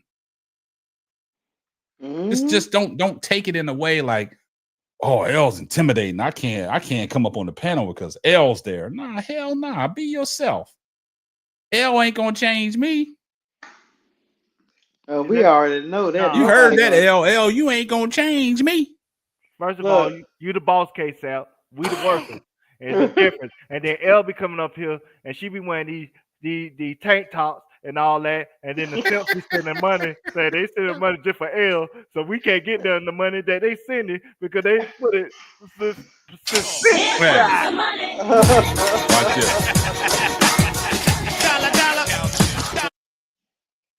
Thank you, Ronnie Repass, for the $2 super chat. He said L is well spoken. Even when cussing you out. That's what I'm saying, Ronnie. Ronnie agrees with me. And then people are going to take this out of context. They're going to take this out of context. L is our joy teller of the show. Yeah. Keisha, what you laughing for? What you trying to say? She got the jugs and stuff like Jason Whitlock say. The I big knew that. Colinas. The I big knew that. Colinas. I But knew no, that's they where be he saying was super going. chat with L name on it. They'll dress specifically for L. I ain't get one super chat for Big Girl or Jamama or Jamama daughter or anybody like that or Tula Play that got a super chat just for me. They always send it just for L because L got simps. I don't got no simps X. You know what I'm saying? Simp X. You know what I'm saying? I don't know if that's a word or not, but you gonna Duval make it said word he or not. wants some simps. That's what he said. He Simp X. wants. I mean, I just want to feel a little like L was feeling a little the other Oh night. damn! Edward T said Duval and turned into Whitlock. Mm. Damn, Duval. They gave you DJ Duval. Now you Duval Whitlock. What else, man? You gonna be tonight? The Keith chat is Sweat. the chat is diabolical, man. I'm just saying, I just want to feel like L2 at times. You know what I'm saying? She gets super chat with her name on it. All of a sudden, this just for L. I mean, what kind of shit is that? I mean, that hurts our feelings. I mean, we It don't matter. sound like a little jealousy. Yeah, I'm kind of burned. I ain't gonna lie. You know, The haterade you because starting to I'm sip. one crashing out up here, me and Bro Claude. But then they said the super chat with L name on it. You know what I'm saying? Like we don't matter. You You know what I'm sipping saying? a little, yeah. All You L, starting to all sip. L You had to starting do to sip was the haterade, all Duval. You L had starting to to do sip was it. show up. Her and Keisha had the same shirts on. All she had to do was lean up to the camera a little bit, and that's all it took. It's L Gladys Knight, and I'm the pimps. I mean, shit, it's on the pimps. You L are the Gladys Knight. pimps. Oh man, that's some Hey, messed up. you heard L said Duval. You at least got to get her on camera. You at least got to get on camera first. Man, I Yeah. ain't get on no camera for that L. They ain't gonna send me no No, super you chat. said you wanted some simps. You got to get out there and show your guns, Duval. They show them that 6'6" frame, man. You gotta show them your I guns, look good now. Duval.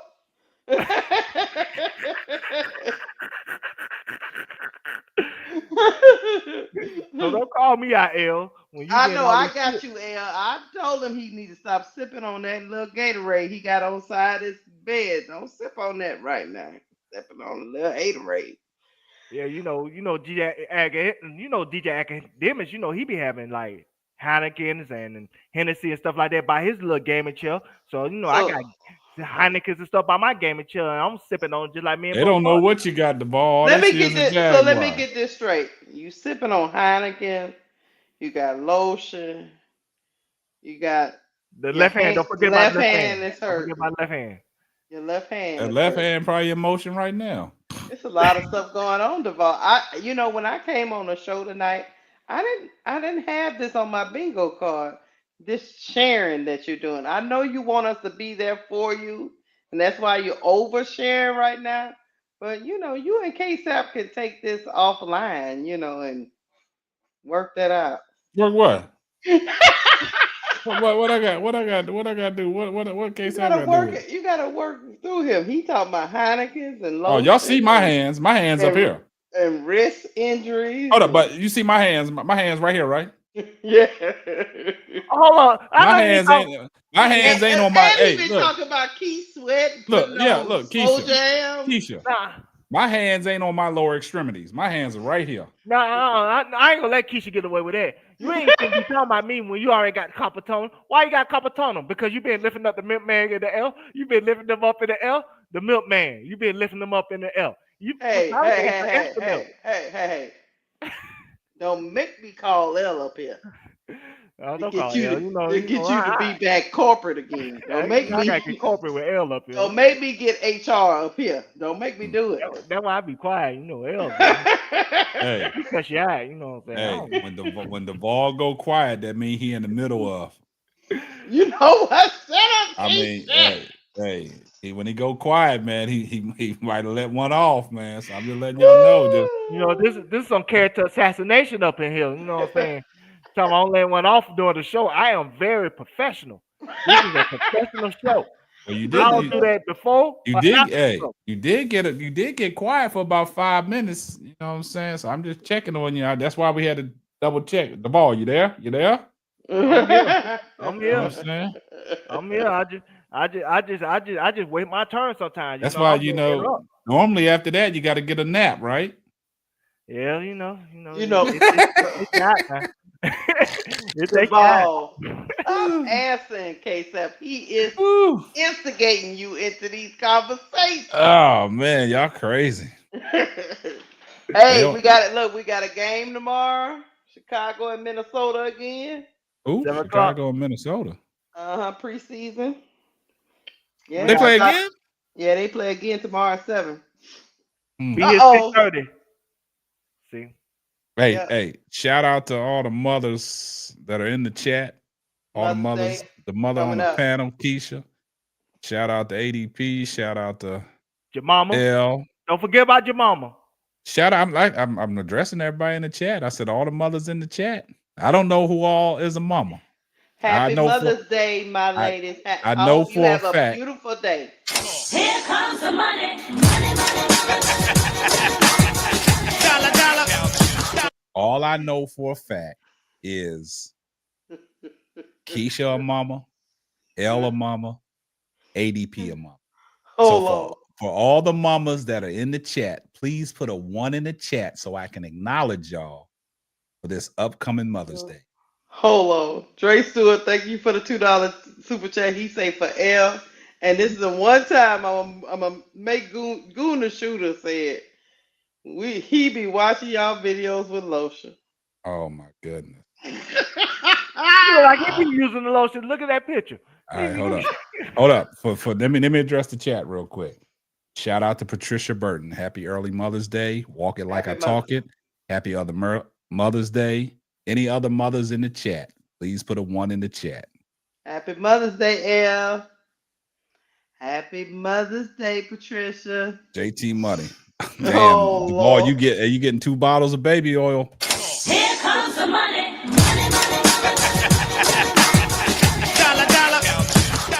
Thank you, J2 Money, for the $2 super chat. He said $2 for bottle of baby oil for Duval. Now they putting your name on the super chat. Now they So putting there your you go, name on. There you go, Duval. Duval. That's Got what you your wanted. super I chat. don't want his name on there. I want one of them women. You know what I'm saying? If they would start there, I would say Johnson Johnson or one of the Dollar Tree lotions. You know what I'm saying? Whichever one would work for me. I don't want him to send that. Now we gotta have a Hannah Hidalgo and Olivia Miles situation again. Oh, Lord. Oh, Lord. Here we go. We gotta talk again. We gotta bring that topic back up. Cause you know, so now I feel away. Oh, Lord. Miss D say Goon got that cocoa butter lotion. Watching the chat. Lord help. Y'all getting real crazy in this. You started it, Keisha, with that goddamn Carpentano. Shit, you started with that flex. So All I showed y'all was my little cushion for my wrist. I didn't think it was gonna go down this road. I did not think it I was thought going that was for down the this milkman for you smacking that thing away every time like this. No. I thought that's what that was for. So I I can't shit. stand you, KSF. Do your Man, wife y'all- ever tell you that you get on her goddamn nerves? My wife ain't never said that, man. Okay. Ain't never Lying. said that. She been lying to you. Damn. But happy Mother's Day. Happy Mother's Day to everyone. Look, we 3 hours in, y'all. Yeah, we are. Hey, KSL, you gonna take your wife to go to Corral for Mother's Day? You know that's Oh, the hell go-to no. spot. Did he That's the say go-to Golden spot. Corral? That's the go-to spot. You know they give you free rolls and everything. You know what I'm saying? Free The rolls do be good. And the steak, you know, it be that bullshit steak, but you know they works. It get the job done. We don't do Golden Corral. We do. I do luxury shit. Oh, see, big time. I should have known that when I met you at the hotel. You know, Yeah, I get you know, I gotta, you know, I got the wife, the mother-in-law, the daughter. I'm not no cheap dude, dog. That's for you, Duval. Paul, I feel better now. I feel Paul, better. you met the family. You know how I roll. I know y'all had the platinum chains and everything like y'all celebrities. I'm like, damn.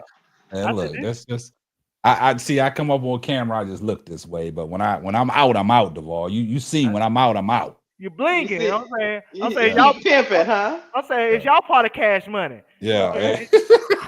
The ball crazy. The ball said, look, the ball when he met my wife, he's like, God damn.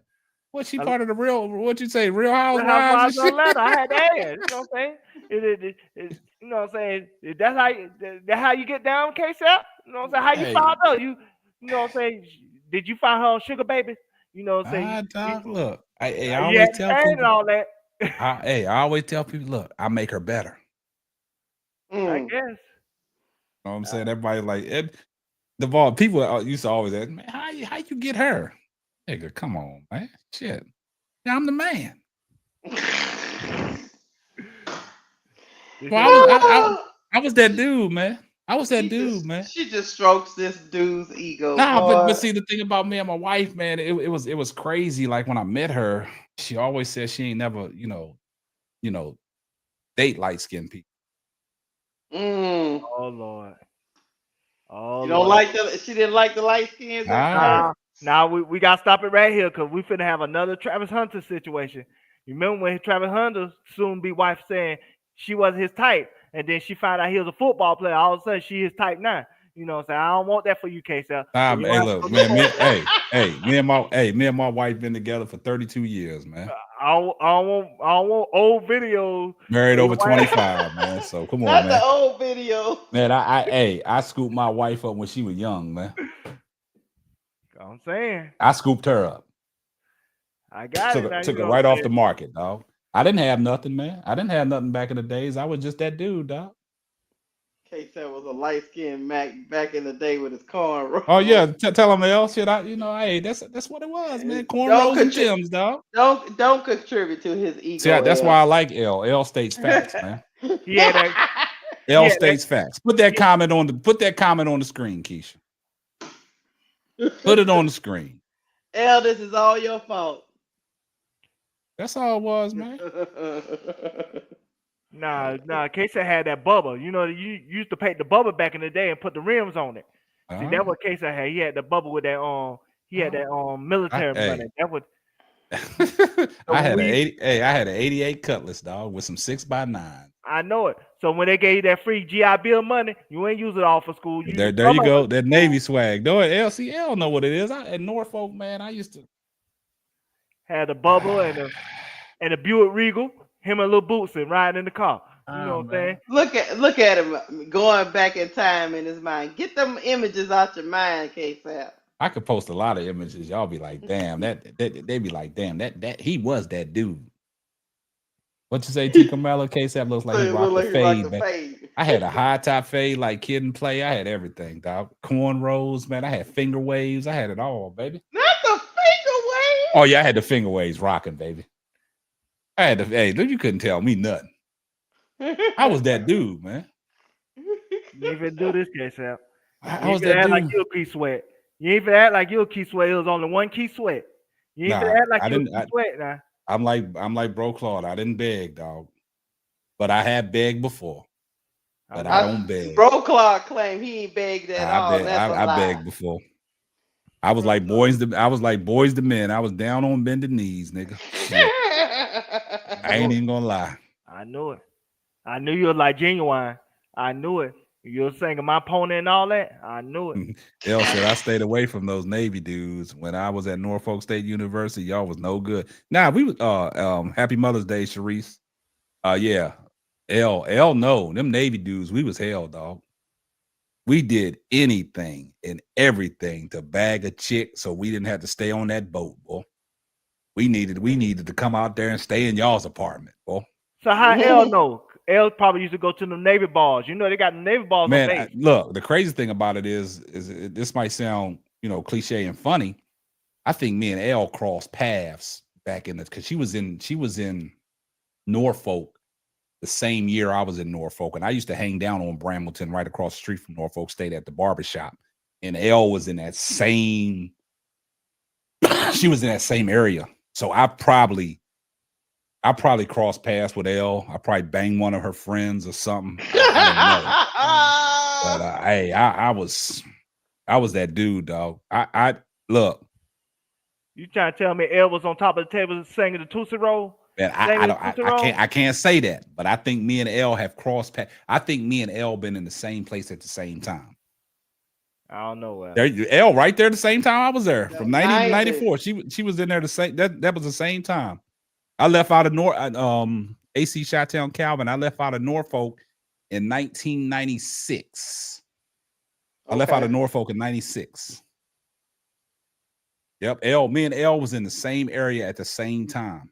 I forgot about L had her military picture when she looked like SWV. Nah, I forgot L, about like, that. look, the pictures L that I had, L was held back in the days too. So, like Yeah. I said, the group that she used to, the girls that she used to hang around with, I probably banged one of her. I probably banged one of her friends, man. You And don't probably even did. know it, man.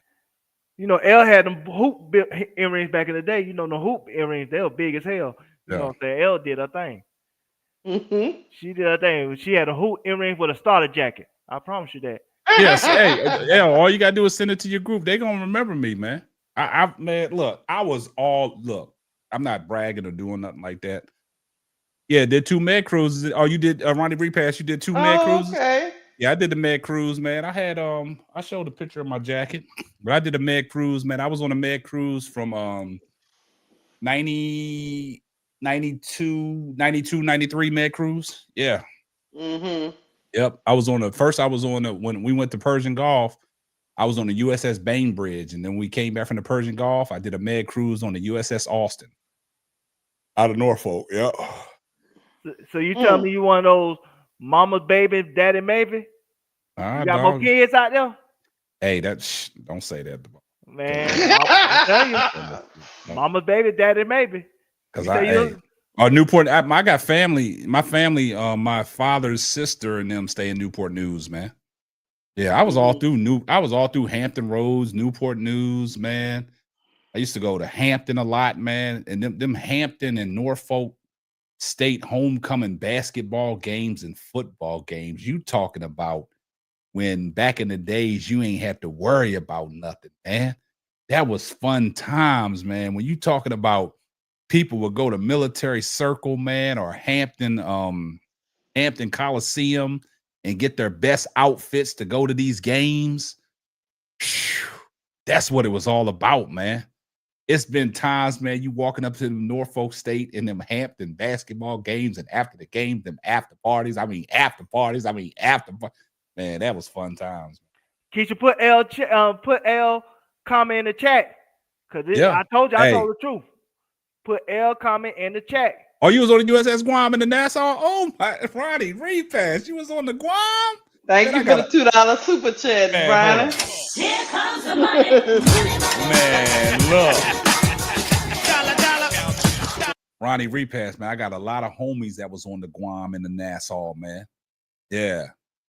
I got a lot of homies that was on there. And the thing about it is, man, like back in the days, man, in Norfolk, out there in Norfolk, and the motto for Norfolk was for lovers. If you could not get a woman while you was in Norfolk, something was wrong with you.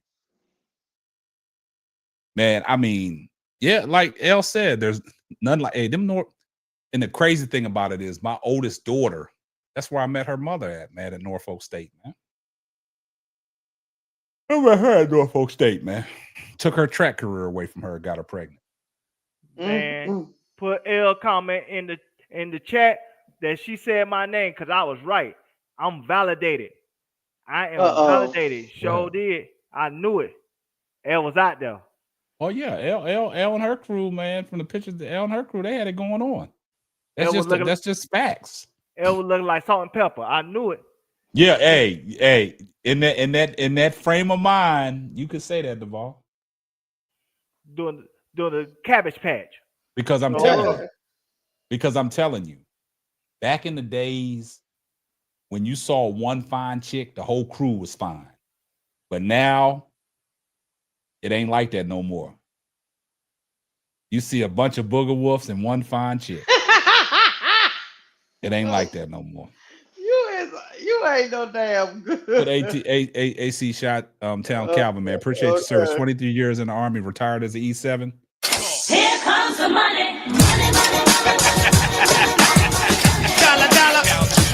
That's good stuff, man. That's good stuff, man. The whole crew. That's what I'm saying, y'all's whole crew from the pictures that you see, y'all's whole crew was bad. Y'all's whole crew was bad. But now you can't get that these days, man. You see one booger wolf. Not the booger wolf. I call them booger wolves, man. Crews ain't built like they was back in the days, man. Back in the days, man, them haircuts, and like Duvall said, them big old hoop, them hoop earrings and stuff like that, man, and the dress code, man, everything was different, man. Had great times, man. I you know, if it wasn't for the path that I took, I wouldn't be here today, man. Yeah. Mm-hmm. My dad was a Marine, so I knew to stay. But yeah, I ain't even gonna lie, man. Military men was no good, man. We were just just to keep it real, and I can speak this. We were just out for one thing, man. We know. I was just out to beat cheeks. That's all. We know you were just out there to beat cheeks. No attachments, because I did, man. I did some shit that. Look, now he going down his. Nah, I'm gonna leave it alone, back, man. I'm gonna leave it back alone. in his mind, Nah, y'all. I'm good, man. Elle said she got a new haircut. She back to the 90s. See, back in the 90s, they used to have no updos. I don't know if they do the updos anymore. Well, if The y'all updos seen some of the pictures of me back in the days, y'all be saying that motherfucker was a bad man, dog. Y'all say he's a bad man. But nah, Elle said, yeah, now I ain't having flashbacks, man. I mean, it's always good sometimes to flashbacks. go down memory lane, man. He having a man. I could do a whole show going back down memory lane, man. Y'all wouldn't believe some of the stuff that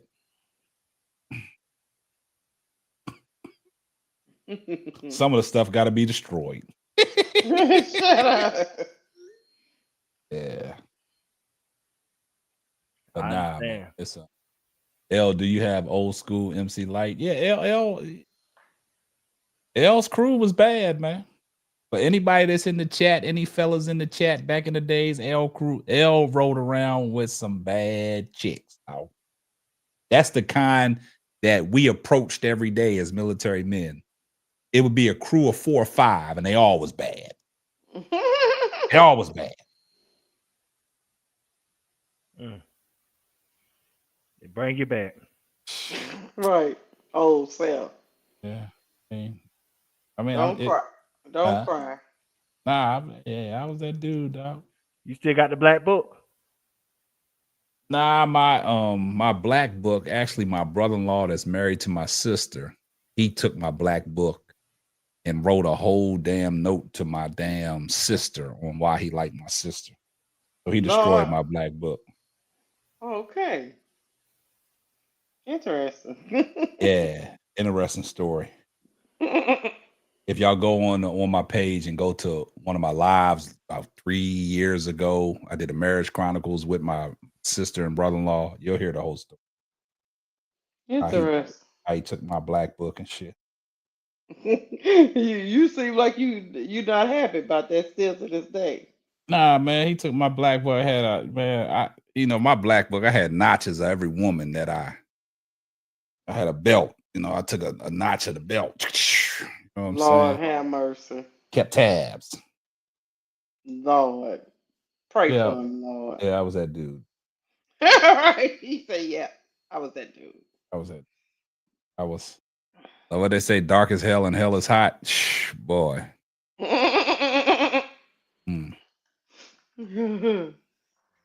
Oh, Bro Claw still up in here. Oh, Bro Claw back in here? Yeah. And in shape. Oh yeah, I was in shape, man. You know what I'm saying? I was prime time. I had like 3% body fat, man. I was a well-oiled machine, man. Oh Lord. I was a well-oiled machine, man. I couldn't do no wrong, boy. Even when I went to the prom, I could. He go with the prom picture. I couldn't do no wrong, man. Lord help us, Jesus. I'm through with all y'all. Yeah, I mean it is. Hey, I mean, damn. I mean, hey. Sometimes it's good to reflect. You know what I'm saying? Mm-hmm. I know you can't talk too much, Keisha, because the milkman is off to your side. So I mean, I know you can't do a lot of talking. So. I can't bring up old stuff. Not right now. Not right now. Milkman don't want to hear that. Milkman don't want to hear that. Shut up, Bro Claude. Bro Claude, you was over there. You was on bended knee to honey. Stop it. Mm-hmm. I'm on bended knee. Yeah. I'm on bended knee. Yeah, man. But Keisha, whatever you want to do, man. You want to close it out, man. Close it out, man. I Yeah, know. it's time to go to bed, man. I got breaking news. I got the audio from Pamela Hidalgo and Olivia Miles. I just sent it to you, Keisha. Don't say it. Don't. I just sent it to you. No. I You don't got even the want. audio? Hold on. It's funny too. Okay, hold on. Are you sure it ain't AI? Okay, hold on. Let me see. We're gonna see. I don't know. We gotta play it live for the audience. Yeah, I'm about to play it. Let me. Either we breaking news or we breaking AI. We'll never know. Does not come around. I'm not the one crazy. That's AI, ain't it? What? What the hell you thinking coming here? Are you serious? Hell yeah. This is crazy. It's wild that you believe in everything when all of it is what somebody told you. I've been looking at you crazy. All trolling. Bird shit crazy. Who? And what you did? Who's crazy? That's real fire. You're the one and I would appreciate it if you just not come around. I'm not the one crazy, Hannah. Yo, stupid. Sound like that Tupac and what's name off Juice. Yeah, that's why you so funny. All diabolical, man. Why you do that? Why you do that, Devon? Devon ain't no good, y'all. I hope they can all get along. It's funny. I had to say that. It is funny. Yeah, that was funny. Sound like you and Tupac. All I know is the hand was going. But it's just the way she rolled up on her, dog. Like it looked like it was something. I would love that. I would be interested in what was said. I know we'll never know, 'cause they're not gonna tell us. But whatever it was, you can tell. Somebody gonna get that audio. Yeah. Somebody gonna get it. Somebody got it. Somebody got that audio somewhere. If not the arena, because first thing you know, we heard about Draymond Green smacking what's that boy name? Jordan Poole. Jordan Poole. Next thing you know, we had video. Yep, then we had the audio. Then we had the audio. Somebody gonna get it. Some overhead camera shot got it. Somebody got it. Somebody just ain't trying to leak it, or somebody trying to get paid to leak. Right. That's what they're doing. Somebody in cahoots trying to, hey, I know y'all got that audio. Money. Yeah, trying to make some money. Because if I had the audio, I'm releasing it. I'm sorry, guys. If I had the audio, I'm releasing it. I know you do. Somebody gonna reach out to me, TMZ or somebody. Y'all gonna pay me some healthy dollars to get this. It's the best friend. Keisha, no yawning. Oh, I'll get that. Look. Tell the milkman we about to wrap it up. It's been a long week, y'all. Man, milkman said wrap it up so he can wrap it up. You know what, y'all? What happened? Bump K-Sap. Because he's diabolical. All the time. Him and Bro Clark and Duvall is starting to fall into the same shit with them. Duvall started all this, man. He did. He was the one over there talking about Keith Sweat and making people last calling forever. in. He talking about what y'all want me to play, man. This DJ Duvall late night with Keith Sweat on Quiet the Albie Storm. Shore Radio, Quiet Storm. Make it last forever. Did he do it all? I mean, I don't know. What. I got jams, man. Did he do it all? Mm-hmm. And man, I got the jams. I'm telling you. Tomorrow we'll be back. Tomorrow we're gonna see. We're gonna be back tomorrow. We're gonna see if the Feast of Kaya is gonna be put back in hell again. FYF, what's up, man? And y'all need to come at 6:30 so y'all can get the pregame show, because we do have a pregame show. Yeah, we're gonna talk a whole bunch of stuff. We're gonna figure out that it's time to make some more cuts, right, panel? Yeah. I think after the game, it's cuts after the game. Yeah. Mm-hmm. Yeah. It's time to make some. I heard somebody was saying that maybe they should cut Michaela. I said, oh Lord, don't say that, because Bro Claw to crash out.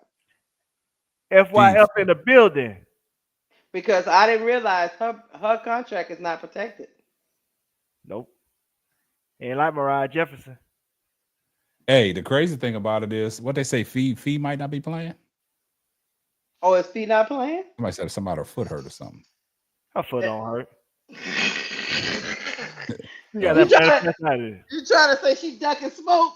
And I don't know, man. I don't know. It's just something about Angel Reese going up against Nafisha Kaya, man. That's every time, man, she go up against her, man, her numbers come down, man. That's all on though. That's no. I know it's all of them, but I'm gonna keep my focus on Nafisha Kaya though. Nafisha Kaya say because she's up there, she's up in them MVP talks. You know what I'm saying? So we got to keep our eye on that. You know what I'm saying? I know the stat was out there last year about Angel Reese shutting down all the major players like Asia Wilson, Nafisha Kaya, Rakia Jackson, and all that. See, you ain't look at the show Wednesday. I put up the stats. I didn't see the show Wednesday. I was gone. You should have listened to the show. I crashed. I couldn't, man. Man, I brought it home. See, man. Yeah, he crashed all the way out. Him, broke Claude, even L. It was a crash out session up here. Then they gonna tell me in the chat talking about Keisha thought about crashing out, but I gotta play catch up, Duval. Yeah, I gotta play catch up. I will catch up. Now you yawning. Yeah, I will catch up, man. I go back and look at it, man, and I'll see what the hell went on. You know what I'm saying? Yeah, you skipped the first part because all we just doing is talking about, you know what I'm saying, what team gonna make the playoffs or not. Well, y'all brought it home. It's the players ranking that brought the personality out of everybody. Yeah. And L telling everybody to swallow your whole kids and all that. All that. And she said it is so in turn. Well, look, hey, as long as Keisha and L was on the show, I know everything went accordingly. I know she like you, and basically what you're telling me, Duval, is she kept you in check. Yeah, she said if you think I'm disabled, your mama disabled. I couldn't say the other word, you know what I'm saying? Because this is YouTube. I ain't trying to get nobody demonetized. But L ain't care. She said what she said. She was mean. Y'all crazy. You know what I'm saying? I just, you know what I'm saying? That's why I just act like L up here. Man, y'all now crazy. Let me tell you something. It's bad. We was hyped up. After the show was over, we were still running our mouth about an hour later. An hour and a half. You see what she's trying to do, AC Chi-Town Calvin. Keisha trying to start a whole new chat. Go to bed. Yeah. I'm going to bed, man. Yeah, we 3 hours in, man. We got to stop that. We got people up late at night, man. We didn't mean to hold y'all up this long. We appreciate y'all rocking with us. I'll see y'all tomorrow for Angel. Me and old Duval will be running up, and we'll see it. Duval on with you tomorrow? Yeah, we'll see. We'll see if Feet gonna be ducking smoke. You rolling through, or you gonna be rolling out? What time the game? The game is 7. We're doing 6:30 pregame.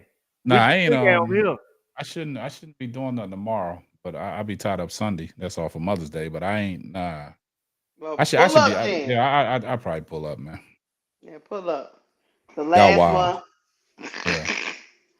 All right, y'all. We about to get up out of here. My bed. Make sure y'all keep our brother Bro Claude in y'all's prayers tonight, man. It's 7. It's 7 o'clock Central. L, you're gonna be on the road anyway, so it don't matter. Shit. It's 7 o'clock Central, L. So I don't know. 8 o'clock Eastern, L. So that means 5 o'clock Pacific for you. Yeah. L gonna be out in the street somewhere. Trying to chase down a garbage disposal man. Shit, I don't know what L. Listen to gospel music at the same time. Yeah, L, man. Bro Claude had another death in his family. He did. So shout out to my crash out brother. You heard what L said? She said, "Yeah, I'll be out, but I'll watch on my phone." I told you, L, she's unpredictable. Yeah. Bro Claude is on bereavement pay. Yeah. So you know what I'm saying? He on bereavement pay. So he'll get paid for his absence. But we know we keep his thoughts and prayers for his family, and we love our brother. But he is on bereavement pay because we are corporate up here. You know, so we do have benefits. It's time to cut the ball off. Look, yeah, you got to mute his mic sometimes. Look, L is out there trying to find a local garbage man, dog. She trying to find one of them guys that be like, "Wong back, wong back, wong back." The truck that be like, the guy in the back be like, "Wong back, come on back." L trying to find L. You leave L alone. Hey guys, I know I didn't say it. I haven't said it a lot, but y'all, man, make sure y'all hit that like button. Hit the like button. How you gonna run a whole show and don't tell nobody hit the like button? That is the same way you ran the whole show and you ain't say nothing. This ain't my shit. I ain't got the show. I told you I went through a lot of stuff. I went through a lot of stuff to get up here, man. Technology killing her. I went through a lot of stuff. Y'all don't mind telling people hit the like button, but y'all quit to tell somebody hit the super chats. Y'all make sure that get hit. Y'all make sure that gets said. That is diabolical, dog. See, you gotta Keisha. I told you Keisha don't she ain't right, man. She can't get right. She make sure her money on time. Yeah. Blanco say Duval the temporary small forward off the bench. He about to be at the end of the bench. He keep running his mouth, Court Blanco. He gonna be way down there. Damn, they're gonna bury the ball on the back of the bench, man. Shit. Make sure that mop water is clean, Duval. Shit. I'm trying to, because you know they'll blame Angel if it ain't clean. If the milk ain't clean, they'll blame Angel. You know how that goes. You know how that said goes. Duval just mad he don't get any super chats directed toward him. That's facts. Even January 6th was blame Angel fault. They blame that on Angel too. January 6th. God damn, the insurrection too. Yep. They did. They blame January 6th on Angel. God damn. That's diabolical right there. Yes, it is. Yeah, man. Appreciate you, my brother. He said catch you on the next one. Yeah, and then Miss D said stop it, L. L shooting shots at Duval. Duval ain't catching them strays. He don't see it. I see it, man. We'll be back in 14 hours. Yeah, 14 hours from now. Just 14 hours. We love y'all. We got to go get some sleep. We got things to do. KSAP got things to do. Hey, this ain't no. Hey, look, the after look, hold up. The after show production is canceled tonight. Yeah, as soon as you cut this ish, Keisha, I'm out. I'm out. Because we got to be back in 14 hours like the boss. So chat, we love y'all. Peace and hair grease. And soul train. We out of here. Let's hit it. Good night, guys. Good night.